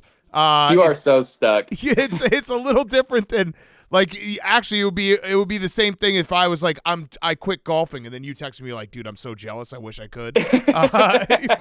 So we can't quit Twitter, but so you're off Twitter and some things have happened in the last month. So I compiled just a list of things that you missed, and if you wanted to just be aware of them, so that way you have a little bit of a base knowledge. Because you're not on Twitter. I didn't even know about this app, so hit me. Yeah, okay, all right. So there's this dude, Ashton Hall, who does these videos where he's on TikTok. All right, so you're on TikTok. So you got him. Yeah, I saw that guy. Weird thing. Also a TikTok guy. Have you seen the DoorDash guy that he kicks the DoorDash order and then he gives the DoorDash person, the delivery person, a bunch of cash, and then he whispers to him, I have 4 dead bodies in my basement, and then the person just like... Person's like, all right, cool, dude. Like, you gave me the cash. I'm not going to tell anyone. They're pretty cool. I'll send you one of those. That one's wild. Yeah, wild. Let's see. I saw a guy get trampled to death by an elephant. That was fucking crazy. Yeah. Dude, the murder stuff on X, the Everything app, has gotten a little. That was definitely a part of the departure. Yeah. Yeah. That's part of the everything. Yeah, that is the everything. I guess they're not lying. It's everything. Yeah. Rizzler threw out the first pitch at the Mets game. And pretty good pitch. I actually didn't see that. Did he do the thing? Is that he's the kid, right? That does the Josh. Yeah. Minecraft is like a big thing. Everyone's just talking about it. There's like brain rot. Still don't get that. I don't really know what that is. Yeah. Like, I'm okay with that too. Yeah. Torpedo bats. I've noticed that one. Okay. 9 home runs first game. Yep. You got that one. Could you imagine Ohtani with a torpedo bat? Would be sick. I got my account suspended because I pretended to be hacked. So that happened. I heard. I mean, I do get that on the pod. That one's. That was. I think PFT, you said it was the boy who cried wolf. Like, he had pretended to get hacked so much that when he actually got hacked, nobody believed that his account actually got shut down. Yeah. It was poetic. Yeah, and then Rico Bosco drove a Greyhound bus. He rode a Greyhound bus from New York to San Antonio. You probably missed that because you weren't on Twitter. For real? Yeah, Mm-hmm. yeah. He lost a bet. So. Oh shit, Max had to be stoked. Yeah, he was very excited. So pretty much what this exercise was, you've made the right decision. You have missed absolutely nothing. Outside of maybe Rizzler, the Mets game, that one you should have seen. Max, for the last 3 months, we've all been pretending that the SEC sucks at basketball because they have a 500 record. Yeah. So you missed out on that one. You did miss out on that one. I can't live in a world where they're good at football and basketball. It's painful. It's bullshit. Yeah. Yeah, so you missed nothing. So good job getting off Twitter. I am Thank very you. jealous. That felt nice. Yeah. Yeah. Like when it's one of those things where if you leave the internet for an hour, you feel like you missed everything. And then if you leave the internet for a week, you're like, oh, I didn't miss shit. Like nothing really happened. You know how nice it is to have someone come up to me or text me a video and be like, look at this video, and me not have to lie and be like, oh wow, so funny, I totally didn't see that 3 days ago. I knew it before I even opened it. Like it's got embarrassing at some point. My wife and I talk about the videos now. She's like, you'll never believe this, and I'm like, no, you're right, I would not have ever known that, instead of lying and being like, oh no, I didn't. I saw that while I was driving. Yeah, right. So you also get to hear people explain to you internet stories, and they have to explain to you why they're important. Yeah, and it always takes 30 seconds. Whoever the new Rizzler becomes at some point, I want to meet somebody who has to explain that guy to me. Okay. Yes. That's because explaining the Rizzler to common folk is very difficult to do. It's you can't. It's a no win. And then if you start to talk about how his dad's not the Costco guy, it falls. You always have to have that conversation too. It's like, oh, now I get it. That's his son. Actually, no, he has a son. No, yeah, and he's that guy. Hank, do you have any quasi adopted this? Do you have any questions for our dear friend Matt? Yeah, Matt. Hey, what's up? Big fan. Just call him Matt with a P. Matt, love what you're doing over on TikTok. I just had my personal golf game. Something I've been working on this upcoming season is maybe taking more club and having a little more control than trying to hit the perfect number. And I just wanted to get your thoughts on that going into the year. Good question. That is a great question. That was way more serious than I thought. That's an awesome. That is awesome. There's a saying, when it's breezy, swing easy. So just employ that, no matter if it's not windy at all. Does any of this have to do with the fact that PFT bombs it by you, and then you felt for a while like you needed to have an ego? Yeah, only on the driver, but yeah, definitely. I mean, it's more. I'm trying to eliminate the big mistakes and just trying to hit consistent shots. What do you mean only on the driver? Or like that's the only club that I hit farther than you? Well, consistent. I mean, you can't really hit the other No, clubs. that's fair. I quit playing golf. I'm only focusing on driving. Wait, it sounds like he hits all of the clubs 2 out of 4 times very well. That's a good point. He also, his distance. He hits it far, but it's usually like 20 feet over the green. But that's yeah. And I always feel awesome. I'm like, damn, I clubbed down on that one and went too far. That's actually the best way to play golf. I've always said, Max, that it's way better to suck at golf than it is to be really good at golf. Because if you're really good at golf, you hit one bad shot and you're like, fuck, and you get super pissed off. I suck at golf. If I hit one shot that looks like a golf shot per hole, I'm like, this is awesome. Playing golf is so much joy. fun. Yeah. I've been trying to do that. Like when I hit a really good shot, I'll just sit there and look around at my team and be like, let's just soak that one in, huh?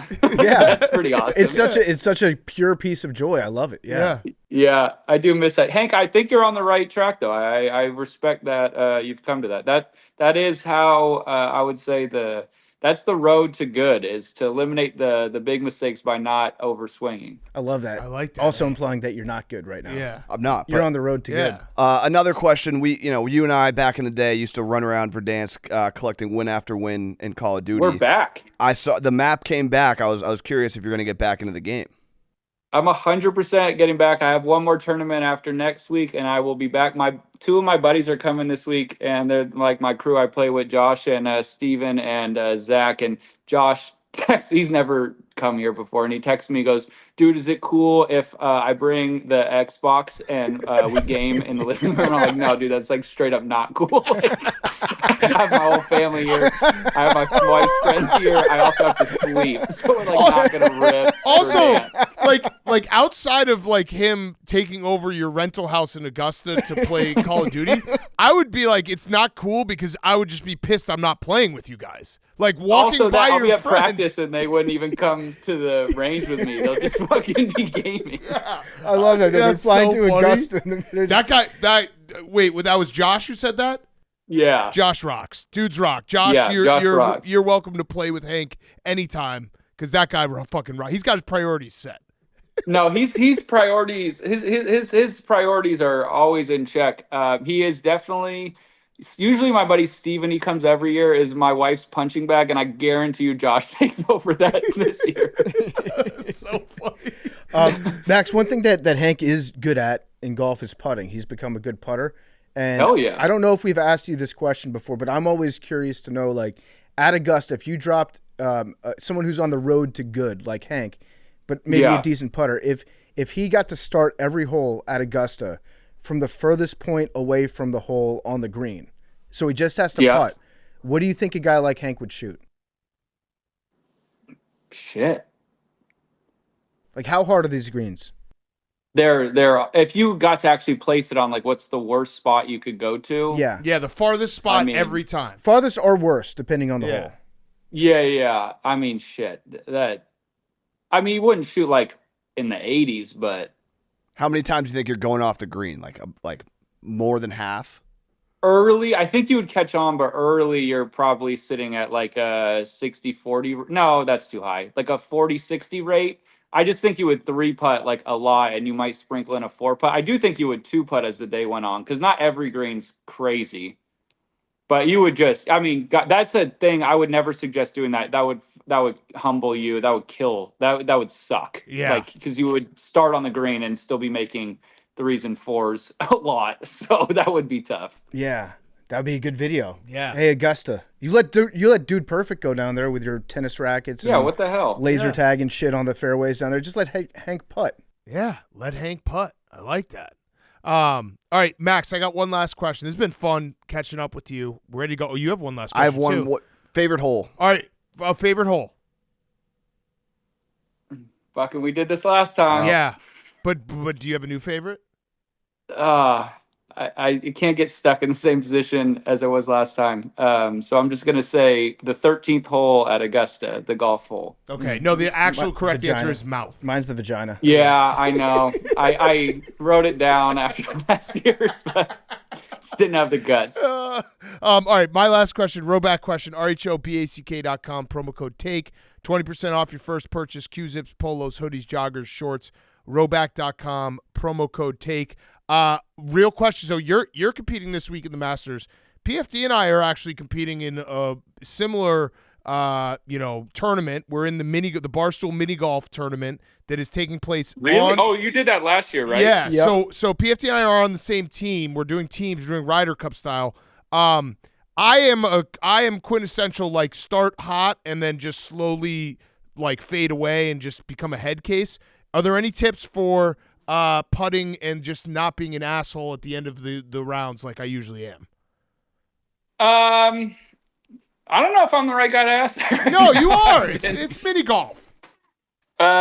Dude, the best advice for the mini golf thing is just like sorry guys, my phone was dying. I'm just on the move. What the fuck? Hold on, guys. We're about to have a problem. We'll keep this in. Phone's about to die. Here, let's try this one by the toaster. Oh, no. It'd be funny if Josh was already there and he already, like, fucked up a breaker. Yeah, he probably short-circuited his joint. Dude, plugged in? Creativity, dude. Just be creative. Be a kid again, Mini golf is for kids. I'm gonna become a kid again. Do you have any like funny one-liners that you can say when you're putting? Because I feel like I've heard them all. There's always an old guy on the course that's like, the putt's like my junior prom, all lips, no hole. That sort of thing. Really get the boys laughing out there. That's a pretty much a banger. There's some, like, if you hit one, didn't feel great, you say and it goes in a decent spot, you say something like, that's a condom, it didn't feel great, but it's safe. Mm-hmm. That one usually gets a couple chuckles. Yeah. Okay. The junior prom one's like all time though. Like I don't know really how you beat that one. PFT, you're the jokes guy. I feel like you should start your own first one. I could, yeah. Tell you what, I'll write a couple bangers for it. I think it was actually when we were walking with you at the BMW here in Chicago. There was one of the guys that was in your pro-am. Yes. And he said that joke, I think, 4 times. Yeah. In 6 holes. Like he kept saying, but there were different people around him, so he got to do the material again. Yeah. Dude, he got to live the most genuine laugh. Yeah. Times off the same new joke. people. That's the tough part about these programs is golf doesn't have like loads of jokes or lots of funny people, and we abuse the same joke over and over again. So you should be our hero, and please give us a new joke. Okay, yeah. Left of the foot short. Story of my life. Oh, that's a good one because it's short. Nice. That'll get some. Like you don't want to. If only I had a couple more inches. Yeah. You know what I mean? Yeah. You don't want to have any really funny jokes. They all have to be like just kind of neutrally funny.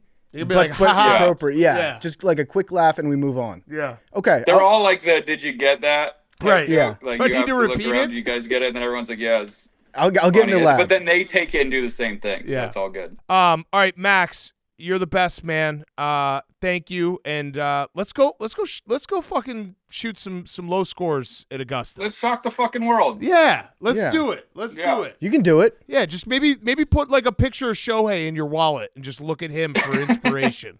Be like, if he can be so awesome, so can I. What would the golf equivalent of Shohei be? Like a guy that can pitch and hit. Caddy and golf? Caddy and golf at the same time? It's a low bar. Exactly right. We actually discussed that. It would be like Scotty Scheffler playing golf both right and left-handed and kicking our ass both ways. Yeah. Uh-huh. I think it'd just be you guys just not being pussies and carrying your own bag. It's that low of a bar. Oh, that's actually way simpler and also feels way shittier, but you're actually just not being a bitch. Yeah, just carry your bag. Or getting a federal investigation. We haven't had one of those, I don't think, out here. So yeah, we need to branch out. Yeah. All right. Thank you, Max. You're the best, man. And we're rooting for you. So let's go do it. Appreciate you guys. Hey, I love you guys. Love you too. Love you too, Max. You're gonna be great. See ya. Max Homa was brought to you by our great friends over at Brex. Today, every company wants to do more with less, but you can't grow a business by slashing costs. To drive efficiency and growth, finance teams and founders have one option. They need a way to get more from every dollar and fast. Meet Brex. They're a modern finance platform with the world's smartest corporate card, banking, expense, management, and travel all in one place. They help companies from the fastest growing AI startups to global enterprises with trillion-dollar market caps make every dollar count towards their mission. And they're committed to working as hard as their customers do in order to help them drive growth and win. Brex can do things that other providers can't because from day one, they've been focused on reimagining financial services and software to shape the future of business on one AI-powered platform built from the ground up. They don't just ship features, they solve customer problems. Using their deep finance expertise and world-class discovery, implementation, and support to drive transformational growth at every stage, they protect customer data and they process $20 billion annually with the highest security protocols and compliance, earning the trust of 30,000 plus companies. 30,000 plus of the world's best companies use Brex to make every dollar count towards their mission. Join them at brex.com/grow. That's brex.com/grow. Okay, we now welcome on a very special guest, recurring guest. It actually is the best week of golf of the year. It is Masters week. We have Shane Bacon here. Shane will be on one of the feeds for Masters.com all week, so make sure you check that out. Shane, Masters week. There's nothing better. How are the vibes? Are you in Augusta already?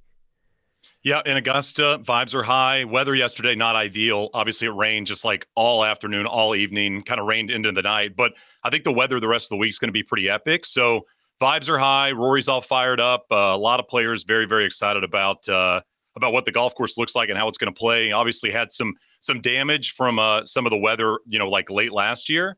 But I think the golf course is actually going to play a little bit better because of it. Okay, I like to hear that because we were saying there's nothing that bums you out more than like looking at the forecast of Masters week and seeing like a day where it's going to be, they're not going to play or the rain's going to affect it. So that's great. Now I don't know what direction we want to go in. I guess actually the most interesting storyline to me is this does feel, and you can judge this statement, this feels like this is going to be one of the best chances that Rory McIlroy has to win the Masters because he is playing really good golf.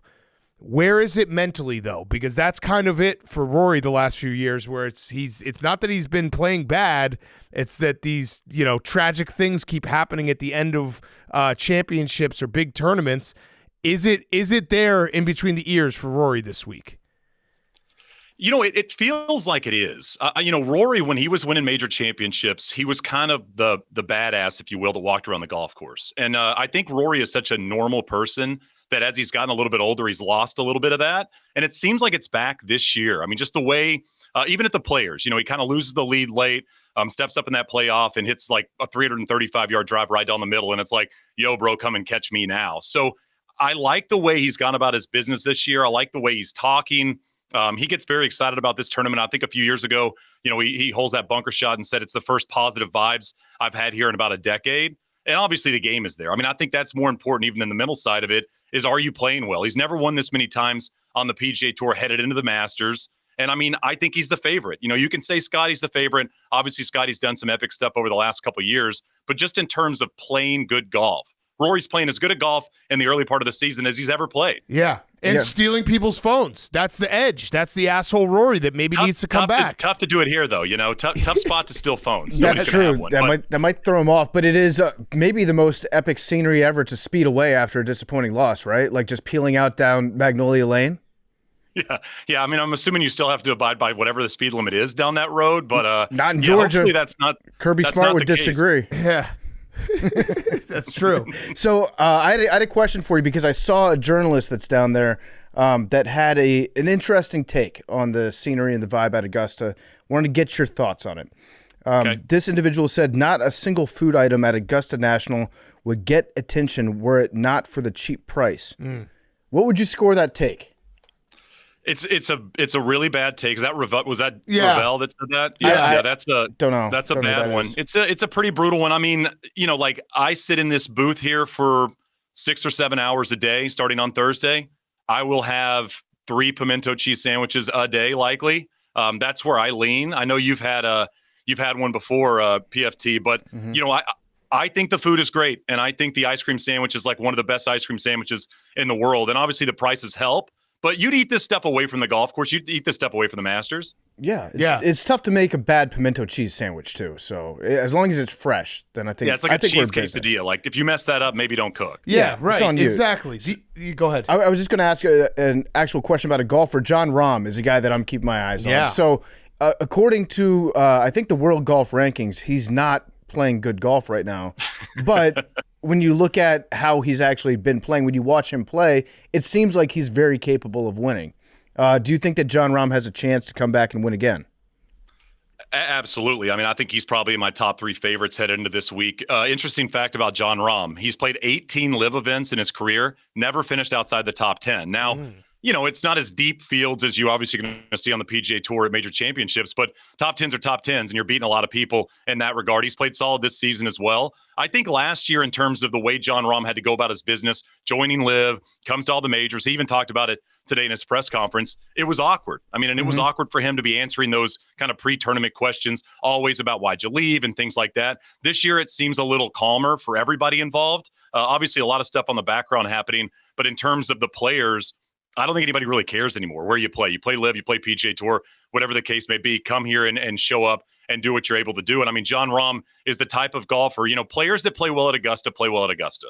I know that seems like a simple statement, but the Jordan Spieths and the Scotty Schefflers and the Jack Nicklauses and the Tiger Woods and the Phil Mickelsons, like these people show up whether they're in form or not, and they typically have good weeks. John Rahm's one of those players that shows up at Augusta and is going to play well simply because his game fits this golf course as well as anybody in the field. Yeah. The other storyline I thought of was, Tiger Woods, such a force of nature in golf for the last 20 years. Even when he's not playing and he's missed some Masters, he's still, talked about. But this does feel like the first year where I don't want to say it's over because I hope he plays again, but it does feel kind of over where it's like, the Achilles injury and he was already banged up and the leg problems. Can you feel that vibe where it's like that force of nature is no longer here and it really is now the young guys and it's Scotty and it's Rory and it's John Rahm and all these guys? Yeah, I mean, this is the opposite of the Ravel take, by the way, Big Cat. This is a very good take on your behalf, and I'm proud of you for it. Big J journalism stuff. Like, he sucks up a lot of oxygen at golf tournaments, major championships, whatever the case may be. We don't see him play a lot of golf, so when he shows up at the Masters, it's a big deal. People want to watch Tiger play golf. I have some friends that are coming for the first time this year, and the moment he announced the injury, it's like, oh, man, I was so excited to watch Tiger. That being said, I think the focus right now is so much on Rory, Scotty, everybody else, so many young players, as you said, Big Cat. Can Ludwig play like he did last year? I think people are kind of anticipating what to see for Max Homa this year at Augusta. Obviously, he's not playing his best golf, but he played so well here a year ago. Those players are popular. You know, Victor Hovland's popular. Xander Schauffele's popular. John Rahm's popular. And I think right now the focus moves away from what are we going to see from this guy we hadn't seen play golf in 8 months to let's watch the best players really when the gun goes off, how they're going to be able to go about their business. Yeah. Ludwig Aberg, he played really, really well last year. He had a great chance on Sunday until the back nine. Hank says that no, he cannot play well at Augusta. No, wait, hold on. We got to put on Hank's mic. Hank disagrees. Nope. You shook your head no. Fact or fiction? Hank not going to win? I'm just curious. No, I would like him to win. I'm just curious why his odds have been dropping so much this week. Just been playing bad golf. Like, he's just been missing cuts and he hasn't been very consistent. You know, he's one of those guys, like, when it's dialed, he's extremely consistent, and he's been extremely inconsistent this season. And I think when that's the case, it's hard to dive into a guy considering the way some of the other players are playing. I mean, we mentioned Rahm. Obviously, Scotty has improved a bit, and he's coming off his best putting performance in like 18 months in Houston. I mean, that's a big deal for Scotty Scheffler considering the ball striking. You know, there's Rory, and everybody's talking about Rory. Even Xander playing pretty well at the Valspar after the injury. I think there's so many players that are quote-unquote in form that it's hard to lean on a guy, even if he played well here a year ago, to Hank's point, when he's not playing great, those odds are going to kind of continue to decrease. How much stock do you put in, like, how the guys are playing going into the Masters? Or is it a tournament where everyone knows the course, everyone's played the course, that, yeah, you could be playing poorly, and then you show up and it's like, hey, we all know this course and we all are ready to go. Like, how much is it current form? I think it's a big deal in terms of just the you talked about the mental side of stuff for Rory. I think it's a huge deal for these players because, you know, this is the date they circle, just like we circle it, right? We're so excited for April, you know, March Madness ends and we roll right into the Masters. These players think about this thing for 6 months, you know? Mm-hmm. So I think when you're not playing well and you get to Augusta and you're searching on the driving range and you're going through practice rounds hoping to find something, I think that's hard to kind of get into a mental state where when Thursday starts, you know, people don't talk about how tough the first hole is at Augusta, right? I mean, you step on the first tee at St. Andrews or Pebble Beach, you know, it's relatively friendly handshake. Augusta's first hole is one of the hardest first holes in all of golf. I'd say the only one that really rivals it is where they're playing the U.S. Open this year at Oakmont. Like, that first hole will kick you right in the teeth, just like number one here at Augusta will. So when you're not in form and all of a sudden, you know, you're 1 over through 3 and you've got to play the toughest stretch of the golf course 4 through 6, all of a sudden you're 4 over. It's a hard place to make up ground. So I think current form is as important as how you played in this event over the years. Okay. So where are we at with Bryson and all this? Because I know that he's switching his ball, right? Like going into Augusta, he's not sure what ball he's going to be playing. That doesn't seem like a great time to, when you're like Bryson, you micromanage every single part of your game, not knowing what ball you're going to be hitting. Feels like it's a big red flag for me, but maybe I'm wrong. What do you think about that? Yeah, I don't love Bryson this week just simply because of form. I mean, to Big Cat's point about Ludwig, I think the same thing really about the way Bryson plays. Now, that being said, PFT, he's the same guy that changed his driver before the final round of the U.S. Open last year and then still went on to win. So obviously he isn't scared to, like, change stuff up in the golf bag. But I don't love Bryson at Augusta in general. I just don't think it's a great golf course for him. And I don't like him this week simply because of that. There's too many touch shots around the green. There's too many of these little feely shots. Bryson's a power guy. He can overpower Augusta. I mean, you know, they famously said it's a par 67. But I think in terms of how you've got to go about your business on this golf course and what's succeeded over the years here, guys like Scotty, guys like John Rahm, great hands around the greens, able to pitch the golf ball when they get in trouble. I don't think that's Bryson's strength. And I think that's one of the reasons that he can struggle. And, you know, another thing about somebody like Bryson, he's so technical. You can't use any of that technical stuff, not even in practice rounds at Augusta. And I think that takes, you know, an arrow out of his quiver, if you will. Yeah. Mm-hmm. All right. So the touch shots, who outside of the usual suspects is elite at those touch shots that gives them a better chance at Augusta? Maybe they don't drive it, you know, as long as everyone else, but who is the touch shot god or the guys right now that are playing the best around the greens like that? Yeah, I mean, the best right now modern player, this is not going to shock you, is Scotty. I mean, the pitching and chipping is insane. Russell Henley's been great in that department. I think he's going to be my pick this year for the Masters. I think Russell Henley's kind of not just a sleeper, but he's having a great year. And I think he's one of those guys that can really lean on that part of his game. Great ball striker, which is important. But I like Sepp Straka a lot as well this week in terms of just players that are maybe away from those top 5 names that I think are playing in a level of form where they could show up here and do something special. And they've also kind of played well at Augusta before. I'm not going to take a guy that's finished 50th every time he's been here. But if you finished in the top 10 and you've had a couple of good finishes, I like your chances. And I think those are a couple guys off the, you look at the last few winners, it's like Scotty, Rahm, Scotty, Hideki, DJ, Tiger. Like, these are big names. Occasionally you get a Patrick Reed or a Danny Willett or a player like that wins at the Masters, and I would not be surprised if this is the year that happens. All right, I have an advanced analytics department in my brain that picks my Masters winner, and the advanced analytics are just pick your friend. So I'm betting on Brooks again. Can he win it? He can win it, and I figured you'd ask about Brooks, Big Cat, so I have something for you. He only he's only had one season where he didn't finish in the top 10 in all 4 majors. That was in 2022. The next year, almost wins the Masters, wins the PGA. So I'm going to lean, since you're throwing a stat at me, I'll throw one right back at you. Played pretty poorly in the majors a season ago, but Brooks is one of those dudes that shows up and thinks he's the best player on the golf course. So I think Brooks played well here before, obviously is a guy that believes in what he's doing. Now, he was just hitting balls on the range a little bit ago, and he was kind of hitting these like toe hooks that I do not like. But that's why the range is there. Okay. Yeah, so we can practice. That's one thing that I don't like about being able to see every range shot now on the app is that guys go out there and they fuck around they work on new stuff, and then you look at that, you're like, oh my God, he's shanking everything. I got to bet against this guy. It's like too much information. Yeah, it might be overload. It's a little bit like with the odd stuff now, right? Where you could basically figure out anything that makes your bet seem like the smartest bet in the world. I mean, there's there's like a million different things that tell you that Florida's going to win or Houston's going to win. Yeah, exactly. So speaking of the course, though, what have we done in the past year that has changed at Augusta? What should we be on the lookout? The trees. Nothing, which is a bit of a surprise. I mean, they typically tinker a little bit with yardages or new tee boxes and stuff like that, and it's pretty much what it was. I mean, outside of the damage from the hurricane, it's going to be in play how it's played in the past. Now, we had all that rain, so it'll be interesting to see if it plays a little softer on Thursday into Friday. But I imagine if we don't get the rain that they're talking about Friday afternoon, I think it'll be spicy on the weekend. Yeah. What about the trees? Yeah, what about the trees? Somebody here said that Hank said the trees are different. There's going to be some different trees. I mean, obviously, like I said, the hurricane was bad in this area. I mean, some trees came down, but not really any that affect the golf course. John Rahm was at a press conference, and he said the one thing he was told, he hadn't played the second 9 yet in a practice round, but he said the one thing he was told is, 10 is that massive dogleg left, right? And like basically all the players these days hit 3-wood because they can't turn a driver over. And he said he's heard that you can now squeeze it through a little window on the left side and cut it into the fairway. And then the moment he said it, he goes, well, they'll probably put a new tree up by the first round because I said something. But really outside of, trees behind 15 green that don't come into play, nothing's really going to change in terms of the way the golf course plays.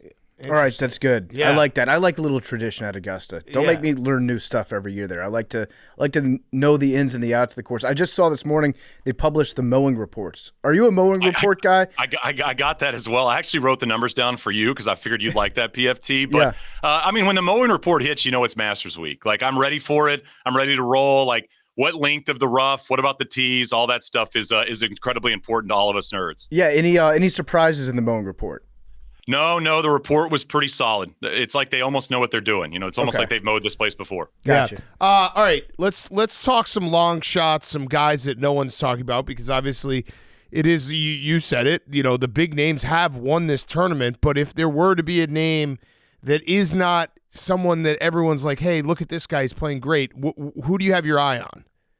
All right, so he's a long shot in terms of number, not a long shot in terms of history. I think Phil's got a chance. I think Phil has a legit chance this week. He's been playing some solid golf and kind of going back to like what plays well here is a great iron player and somebody that's excellent around the greens. I think Phil, he finds himself in contention, it feels like every 2 years. So I think Phil, in terms of extreme long shots, I'm a big fan of his number this week. That would be so much fun if Phil was in the mix. That would be awesome, yeah. I need. You know what? I'll tell you this, Big Cat. I like a lot of the live guys. Like I like Brooks. I like Sergio. I like Phil. This is Hank. This music to Hank's ear. He's a live head. Big time. Yeah, I mean, they're all playing well. I mean, if you watched Doral on Sunday, I mean, all the guys hanging around the top of that leaderboard were basically flying up that night to Augusta. You know, it wasn't like the guys that aren't in the field. So I would be non-shocked if there were 2 or 3 live players like tied atop the leaderboard, you know, on the second 9. Because, Hank, last year, what'd you do? You did all live players to finish like top 20 and none of them did? No. I did a round robin, 10 live players to finish top 20. I needed like 4 or 5 to like make money. I think only 3 or 4 did. So I lost a little bit of money. I didn't make a lot of money. But my thinking is like a lot of the live guys have won. And the pressure on Sunday for a guy that's won, they've experienced before. They know what to do. They don't feel it as much as a guy that maybe hasn't won before, and all of a sudden they're playing Sunday at Augusta, shitting their pants a little bit. Yeah, I mean Hank is such a diehard live fan. He knows the 4 aces off the top of his head, don't you? Yeah. Hank, what are they? It's Dustin Johnson, Patrick Reed. We're stuck at 2 aces. You only have 2. At least half of them. You have half of the aces? Yep. Come on, Hank. I know one of them. Oh, hey Shane, where are we with the Live PGA merger that was announced like a year ago that no one talks about anymore? HV3, come on. Yeah. Who knows, dude? I mean, honestly, nobody knows. It's funny now too because the players get asked about it, and they're even like, nobody knows. Who knows? Nobody's telling us anything. Like, we're just trying to play golf. And I think John Rahm answered a question in his press conference. They asked some questions at the end of the presser in Spanish, and he said, I just want to play with these guys more often, was basically his answer. But nobody knows. I mean, I feel like every week you hear rumors, but nothing changes, nothing happens. What happened to the framework? I was told that we had a framework in place. Frame broke, man. I think the frame is like disintegrated. It fell on the ground. Like, I don't know what happened to the damn thing. But, I mean, like, I don't think Liv wants to go away, and I think that's one of the important pieces of this is like Liv still wants to exist in terms of golf tournaments and team golf and things like that. And I don't think the PGA Tour is a big fan of that idea if they're going to merge. So I think, for Liv, we don't want to lose everything we're doing. We understand the importance of merging, but that seems to be where everybody's stuck right now. Yeah. What about the journalist lottery? When do we find out who gets to play Augusta? Oh, I think that drops Saturday. I think they normally announce that on Saturday, maybe around lunchtime. Have you played? No, never gotten picked. Oh, what are the odds? How many journalists enter their names into the lottery every year? So everybody that hadn't played it, I think it's over the last 7 years, gets to put their name in. I would just say the number's probably around maybe 150 in the lottery. Now I don't know how many get picked, but I'd say of the, let's say 300 people here working, I bet 150 put their names in. So, if there's 4 groups or whatever, then you've probably got a 8% chance or 6% chance or something. Okay, this we're has got to be your year, yeah. Although it was very funny when they took somebody that had never played golf before last year. I kind of like that. Yeah, that should be a tradition. We always ask about that around the U.S. Opens. Like, I mean, remember when Dave used to do that? When he would play the Mulligan U.S. Open game, and it's like, what are you going to shoot if you have unlimited mulligans? It's like, what is a person that's never played golf going to shoot around this golf course, right? I mean, I think that's at least something we can compare the best players in the world to. Yeah, so we actually have. So we interviewed Max as well. He's gonna be on this episode, and we asked him this. So we'll ask you this: if Hank started at the worst spot on every green and had to only putt, would he be in contention at the end of Sunday? Is he putting? So he's putting 1 on every green. Like he's starting on the green. But in the worst place that you could possibly be, whether that's the farthest distance away or the place where it's the toughest with the breaks. I mean, does he have a caddy? No caddy. Oh, I think he could shoot even par or better. I think he could 4-putt every green. Okay. All right. Are there some that it would be like a disaster where, like, is there a specific green on the course where it's like everyone knows there's one little spot and if you don't hit it, you're just fucked? Yeah, like he would probably putt off the green on 9. He'd probably putt off the green on 13. He'd probably putt off the green on 15. So the key for him would be just to not putt it in the water. But I think, like I said, I think he's going to 2-putt a couple, right? Just by, virtue of luck or making an 8-footer. I mean, I know you dog Hank's game a lot, but I mean, I've seen Hank make 8-footers on YouTube before, right? That's true. I mean, he's capable if nothing else. Well, you've also seen him miss 8-footers. Well, I've seen him miss a lot of those, but I mean, I think, just in general, he's going to eventually 2-putt a green here or there, which picks you up a couple shots. I think he's in contention. I think he shoots around even par every round from the green. Okay. We got to make that happen at some point. Oh, man. What would it take, so much Augusta? fun. What, all right, so if I said to you, or if I said to all the golfers, you get to pick one club that is perfect for the Masters. Whatever, your shots on it, that specific club is just perfect all week. What club are they picking? This year, it's probably the mini driver. That's going to be in a lot of bags. So, basically the popularity of the mini drivers popped over the last couple of years, and the idea is you can turn it over a little bit. And obviously, right-handers at Augusta have got to hit that draw. I think you're going to see a ton of the mini drivers in the bags this week from a lot of players. A lot of the TaylorMade dudes, I think, are throwing them in there.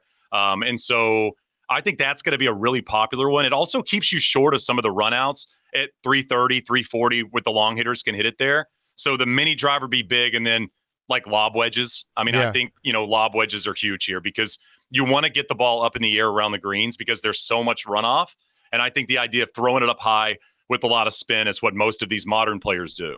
Okay. Interesting. What do you think the winning score is this week? Mm-hmm. So I was looking, it's 11, 12, 10, 10 the last 4 years. So I think with the rain, it'll be a little better than that. I'll probably go 13, I think is the number I'm looking at. Okay. I would love that. Yeah. It's relatively consistent. By the way, Big Cat, I had something for you. Your big Florida win last night. Yeah. Congrats, by the way. Thank you. I mean, I know you needed the money.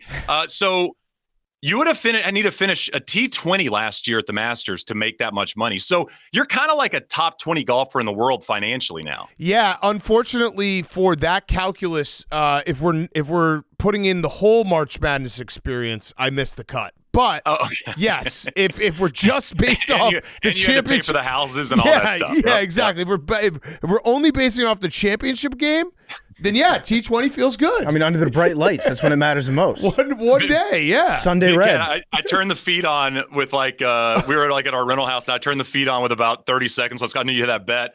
And I could only see your eyes. Yeah. It was like the hoodie kept getting smaller around your head. I actually didn't see the final play in its totality for an hour after because I was only watching the top of the screen. So when I saw the ball go up and him jump, I was like, oh, he's about to hit this shot, not realizing that he had traveled. So yeah, it was. Yeah, all right, T20. I can rock with that. T20 feels good. Congrats on the great play last year at the Masters. Yes. I'm proud of you. Yes. Yeah, that's very impressive. Nice purse. I was curious about Max, our other good friend Max. Yep. So he is a guy that has played well at Augusta. You said that's very important, but he's also a guy that's not playing well right now, which you also say is important. So what would be a reasonable expectation for Max Homa at this year's Masters? I think top 25 is reasonable for him. I think, again, the thing, Max, I'm sure he told you guys this as well, but the thing he's been talking about is away from tournament golf, he's been playing well. Did he tell you what he shot on the first 9? Yeah. This weekend? He was on fire. 29? Yeah, something like that. I think he said 7 under. Yeah, 7 under. Yeah, he had a putt for 28, I think, on the 9th, which would be the low 9 holes ever at the Masters if he did that within the tournament. I mean, he's seen positives away from tournament golf. It's just not really working once he gets going. For Max, it's about starts, man. I mean, he's got to get off to a good start. He's got to be able to shoot something around even or under par on the first 9 on Thursday. I mean, I just think he's continued, and he knows this, he's continued to put himself behind the 8 ball early, and then he's got to make up ground, which he's been able to do. So if he can just somehow find something solid on Thursday to get things going, shoot even par for the day, I mean, even shoot one over, I think there's an opportunity for him to run. But I think top 25 is reasonable. He played really well the first 2 days a year ago, and then it obviously got tougher on the weekend. But I think he's going to make the cut, and I think top 25, top 20 makes sense. Yeah, we love that. Okay. Do you think that America is going to continue its dominance? Because it's seven majors in a row that we've won. I think it stops here. I think it ends here. I think Rory or Rahm or Sepp or somebody like that does it. So Neiman. That's kind of where I'm at. I think the internationals are going to win this. I think probably a European's going to win it. And there's the Europeans. I mean, the Ryder Cup is 7 months. The Europeans are just crushing it right now in golf. So I think the theme continues. Yeah, but they're not ready for Long Island. Yeah, they're not ready for Strong Island. Yeah. For a bunch of dudes yelling at them. We're up a couple points just going into that simply because of the crowds. But I mean, they're trending. Like when you look at the bottom half of what the team might look like right now, their bottom half, if you will, the victors and guys like that, finding form finally, like we've wanted them to. It's going to be very interesting to see if they kind of continue this run because, if they're 6 through 12, to me feels like what the old USA was 6 through 12 against the internationals on the President's Cup. Like it was never the top half that we were dominant on. It was always the bottom half of that roster. And right now, kind of 1 through 12 on the Europeans seems very, very spicy for that crew. So even if you're a guy that maybe is sick of Scotty winning all the time, you should be rooting for Scotty just for that reason. Because he's maybe our best chance. Like we hadn't talked about Morikawa. Yeah. Morikawa's, his stats, like Kyle Porter sent something out the other day, leads the world in strokes gained approach, leads the world in strokes gained ball striking, leads the world in strokes gained tee to green, and leads the world in strokes gained overall, all in 2025. This is a ball striker's golf course. So Colin Morikawa played well here a year ago. I think Scotty, Colin, in terms of Americans, are very, very high on the list. Can you educate us on what strokes gained means? I know that it's important, and I know that it's good, but I don't know how they do it. Yeah, it's an analytical deep dive into how players go against the rest of the field or the rest of the players in golf. So it's basically like how your stats kind of match up against everybody else versus something like greens and regulation. That's you versus the golf course. PFT, I know you love the golf course. Yep. This is a little bit more like you against your peers. Got it. So it's like war. Strokes above replacement. Yeah, strokes above. All right, Shane, I got one last question. Again, tune in this week. Shane will be on feeds all week and weekend on themasters.com. All right, so rowback question, rhoback.com, promo code TAKE, 20% off your first purchase, Q-zips, polos, hoodies, joggers, shorts, rowback.com, promo code TAKE. 2 final questions from me. One, what is your favorite bet that isn't a winning bet? So it could be like top 20, it could be make or miss the cut, something like that. Yeah, I like Phil top 20. I like Sergio top 20. Okay. I like both of those bets. I think you're getting around even for both of those, maybe even a little bit of plus money. So I like both of those for sure. Okay, I like that. And then this is just something dumb that I always think about, like the fact that you do in these tournaments. If you play morning on Thursday, then you play afternoon on Friday, afternoon on Thursday, morning on Friday. That always never made sense to me because it's like you basically have to turn around so fast if you're in the afternoon and then go to the morning. What do guys prefer? If weather is not a factor, what do they prefer? I think younger guys like late early. I think they like the quick flip. And I also think if you're playing well, you want to get back out there quickly. And I think the older players prefer early late, so they get a little bit more of a break and they can sleep in. And Tiger famously was doing all the body work in the mornings on Fridays. So I think it depends on age, but I think if you polled players, you'd probably get 70-80% would be kind of like go out late on Thursday, get right back out on the golf course on Friday morning. Yeah, although it would drive me nuts now that I'm thinking about it, playing early on Friday, not knowing what I need to score. Like I feel like playing late on Friday where you're like, here, this is what I have to do to make the cut, is maybe a little bit of advantage. Yeah, and I think like this year, especially with the forecast on Friday, I think getting out there early on Friday would be, preferred, simply because if there are delays and stuff like that. Now, if you're a Friday late, your second round might bleed into Saturday, and then you got to play a marathon day on Saturday in terms of golf if you make the cut. So I think for this year, especially with what we might see on Friday, I don't think it's a huge percentage, maybe like 30-40%. But if there are going to be rain showers, at least if you're an early Friday guy, you can get your round in. Yeah. I was reading the other day that if you win the Masters, you get to use the Champions driving range that not everybody else gets to use. Have you heard about this Champions driving range? I don't know about the Champions driving range. No, they all hit balls at the tournament practice area, the kind of new one over the last few years, where they've it's the best range on the planet, by the way.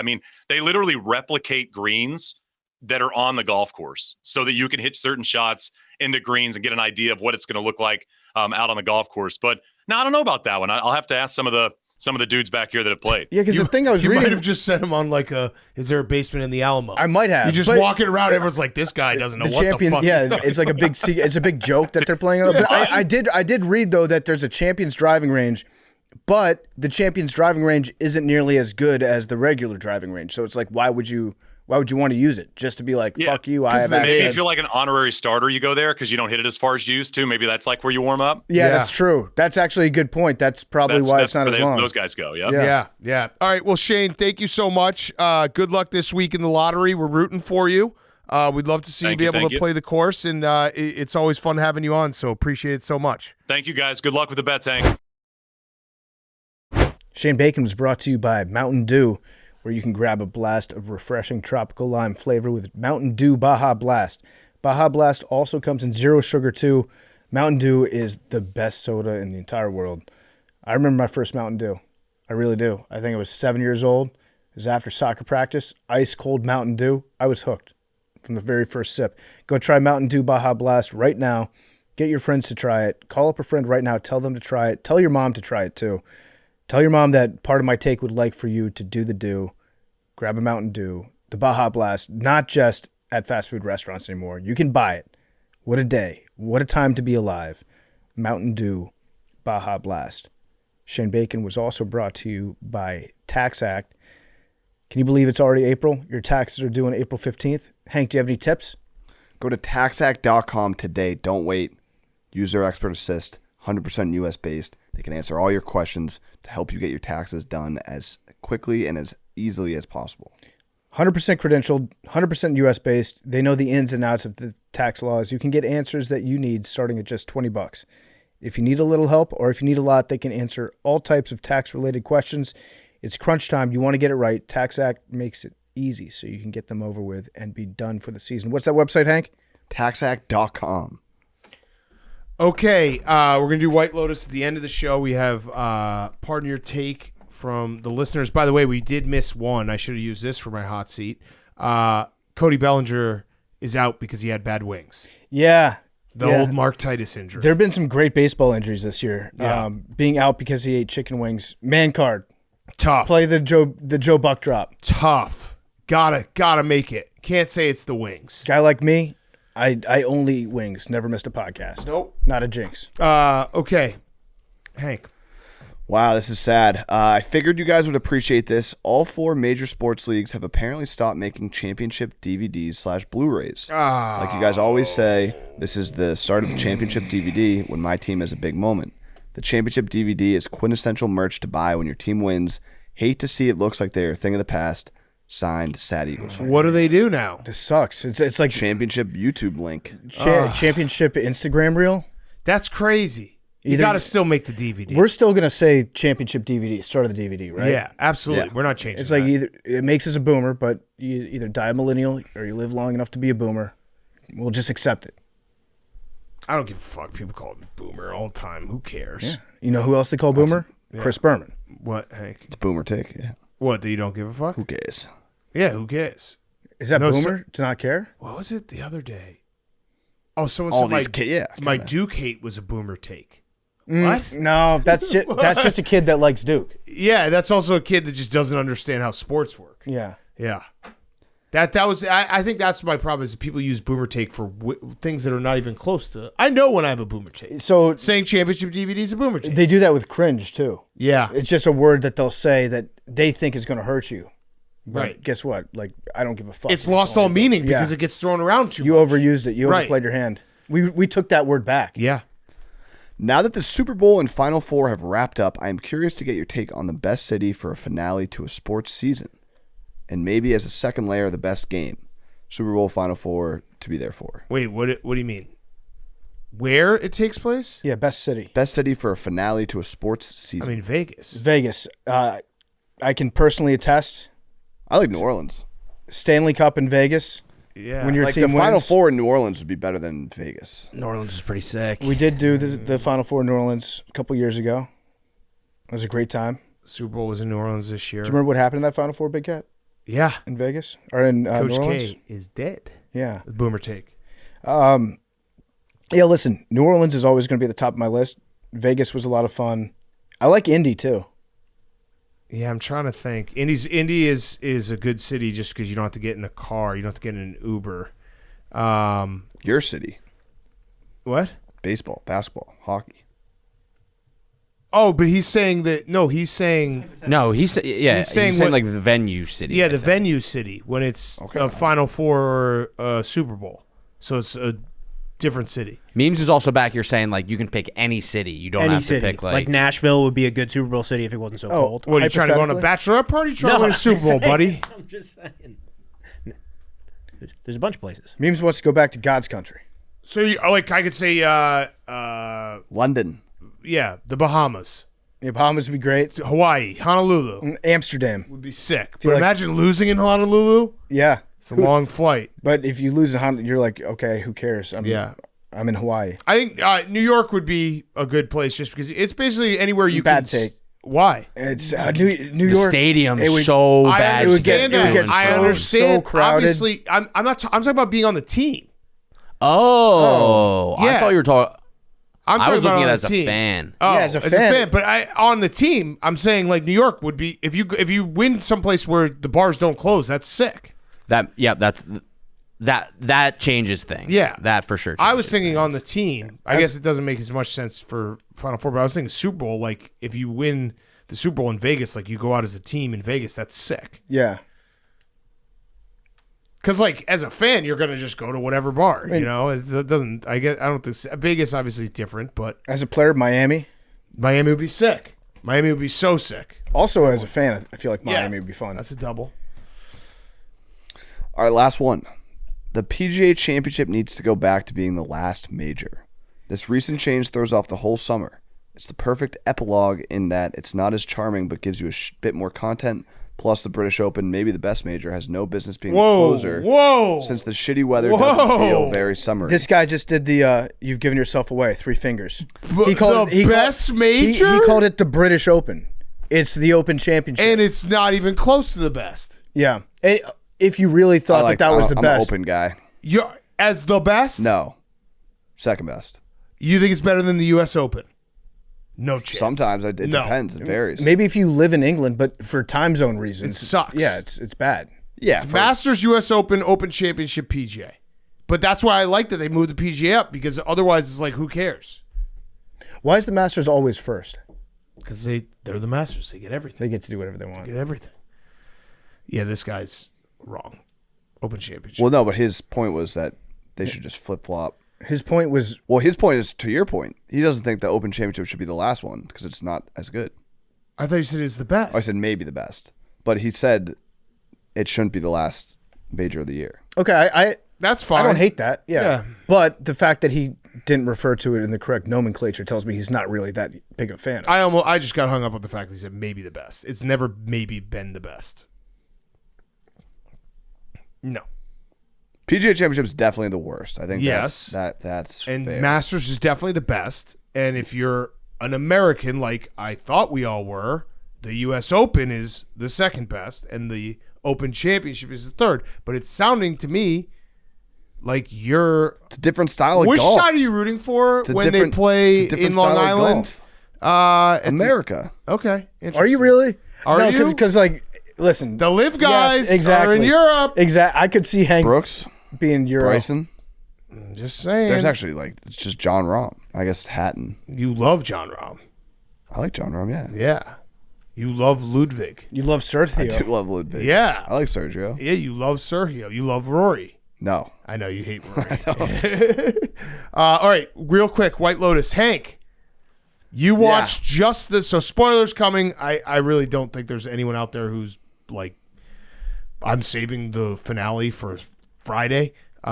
So, Hank, PFT and I watched the whole season. Yep. Hey, Max, did you watch the whole season? I did. Okay. So Max watched the whole season. You just watched the finale. Yep. I'll preface it. I watched the months ago, maybe even last year. I watched the first maybe 1 or 2 episodes of season 1. Decided it wasn't a show for me. Removed it from my future. So I've seen I have everything on Twitter. I see people talking about it. I don't ignore it. I don't avoid it because I don't care. Right. So I've been weirdly kind of following along. I've seen the memes. I see people that we work with and stuff tweet about it, and sometimes I'll read them. I don't know what's going on. So I did have some level of understanding going into it, but I just watched the finale. I tried to watch the finale. I wrote some notes down until I fell asleep. It was an hour and a half. It was. I was battling, and I'm like. So you didn't see it. So I got probably 60, 75 minutes in, and then I fell asleep. I think this might be the future of recaps. We got to be close. I remember being like, this has got to be close. It's been going on so long. There's so many fucking storylines. How is any of this connected? And then it was 40 minutes left.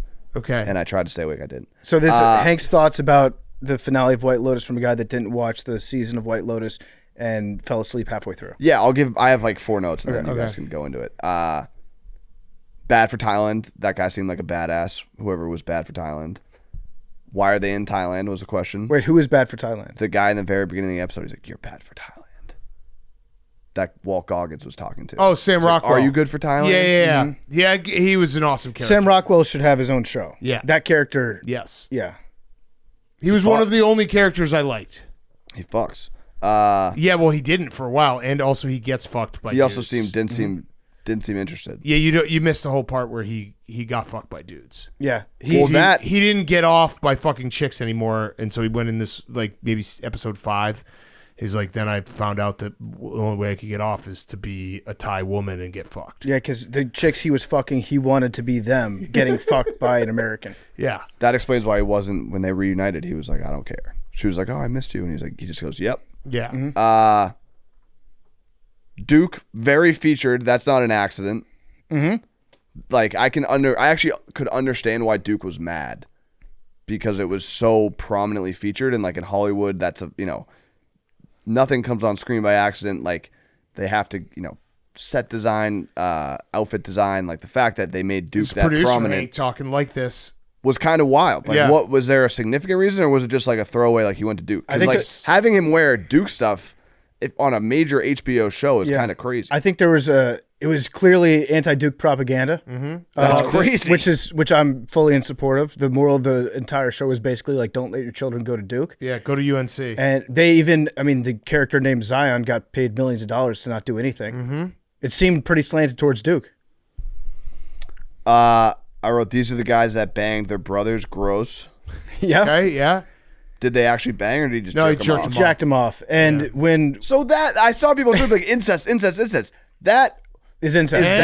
What's this take? What's this take? Well, no, I was what like... What is this take? Careful. They came on screen, I was like, oh, this is crazy. These guys banged, and they said the jerking off thing, and I was like... people were freaking out on Twitter. I know it's bad, but I thought I was expecting like Game of Thrones incest. Okay. He just jacked his brother off. Hank doesn't understand the big deal. No. This is like modern day, like on vacation. Yeah, that's fair. Jerking off your brother? While you're banging? No. I was, based off what I saw on Twitter, I was expecting incest. And I know that is incest. That is. I was like expecting by definition. My bad. I apologize. Okay. I was expecting like Game of Thrones. So like I was like, this is disgusting. I can see why people were mad. When the character Locke, when he said to his brother, when they had that confrontation in the final episode, he was like, I only jacked you off during that threesome because I guess I'm just a people pleaser. Mm-hmm. And I want to that is weaponized therapy. Yeah. I also is that one of the sisters, the guy that Patrick Schwarzenegger was jealous that loved Goggins? No, that's they were friends. Okay. If you jerk off your brother like that, the conversation the next morning has to be one of us has to kill ourselves. Yeah. Like you can't both be alive after that. Mm-hmm. It just can't. You cannot live like that. Good segue. That's where I fell asleep. The dad was, suicide, that was a little bit, how convenient you have a suicide pair in your backyard with the guy that wants to kill himself. Well, I fell asleep when he was like grinding it up. Did it not? He didn't kill himself? He almost killed his whole family. So this goes to my biggest. That's it. That's all I got. Yeah. So great show. I like White Lotus. White Lotus fan coming in peace. I did not think this was the strongest season. No, I'd put it clearly number 3. Number 3. I think I'm going to go season 2, then season 1, barely, and then clearly season 3. Yeah, I think 1 and 2 are interchangeable of which one's your favorite, and then 3, so this happens whenever a TV show that's widely popular, if you don't like a certain season, you're dubbed like a contrarian or you're trying to hate just to hate. I like White Lotus. I'm going to watch season 4.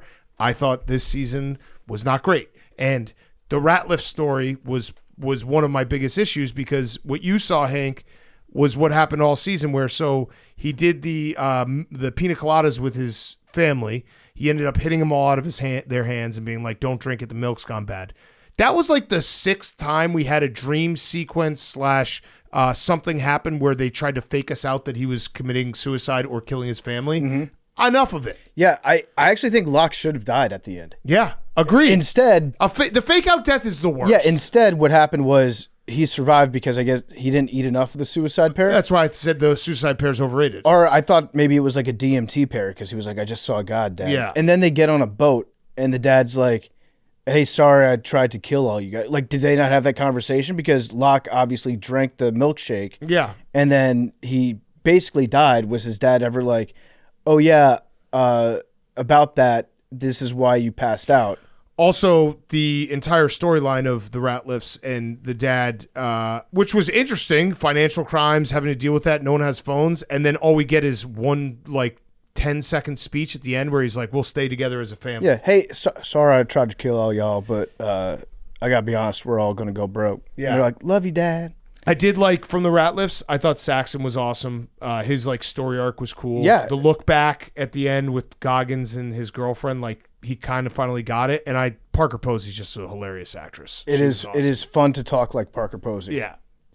Parker Posey ended up winning because she knew all along that her daughter was a spoiled rich kid, and she just had to go sleep in a monastery one night to realize it. And it's just fun to talk like her and be like, get me out of Taiwan. Where's my lorazepam? When she saw her daughter come back, and then she was proud of her daughter for being spoiled. Yeah. That was the funniest thing. Yeah, it was great. I mean, the whole theme of this show is that rich people, idle rich people are the worst, and also bad things happen to good people and good things happen to bad people. Yeah, and when what was her name? Belinda? Yeah. When Belinda got paid all that money and then she became the character from the previous season. Yeah. I liked that. That was good. That made me a little bit sad for the guy that she was like, I'm not going to do it. Porn chai? Yeah, I'm not going to go into business with the corn chai. See you later. Porn chai. Yeah. Porn chai. That was a very good scene. And then I wrote down that the White Lotus, the property, the White Lotus. Yeah. They have to have the best TripAdvisor account manager ever because all these murders keep happening at their resorts and they seem to be doing really well with tourists. Just deleting them all. Yeah, we're going to get rid of all the negative feedback, even though people die all the time. And you know what it is? Here's why I bet their accounts are doing well. The donut tree. Did you notice the donut tree that Walter Goggins went to pick? Yeah. How have I never heard of a donut tree before? I've seen those at they're you know what, they sometimes have them in suites at football games and stuff. I feel like Ross Tucker has tweeted out a donut tree before. I've never seen a donut tree before, but now can we get a donut tree? Absolutely. Ross Tucker's definitely tweeted out a donut tree.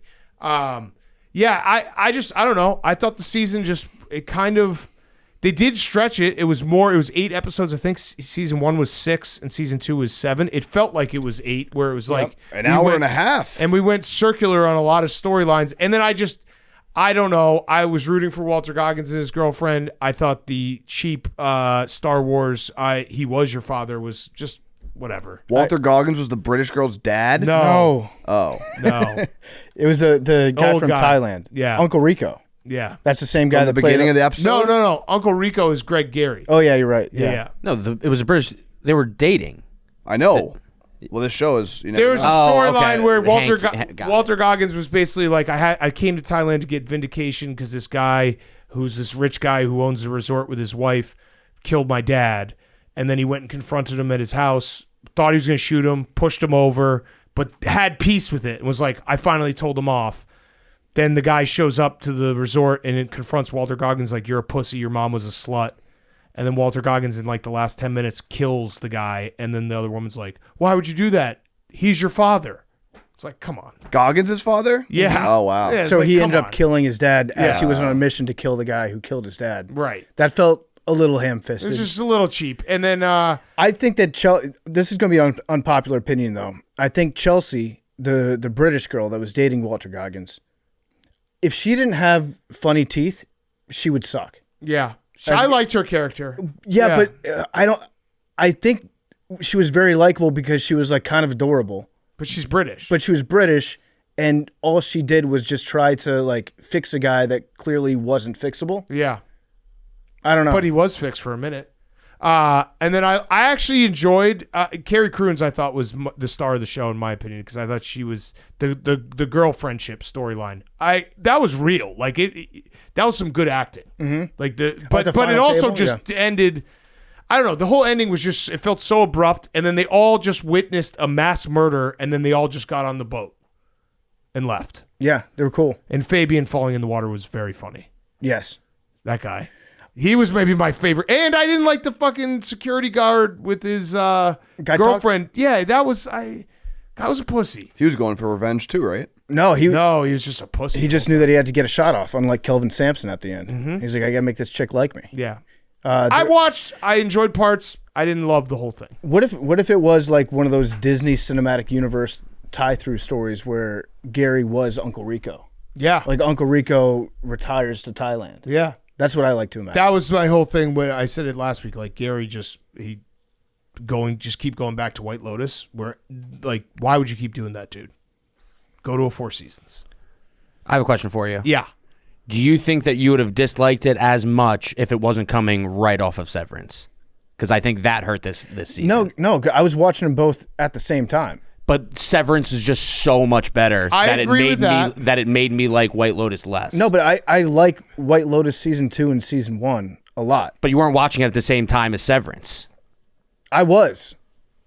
Oh. Because I caught up on Severance late. I was watching them both concurrently, and I absolutely think that's a fair point.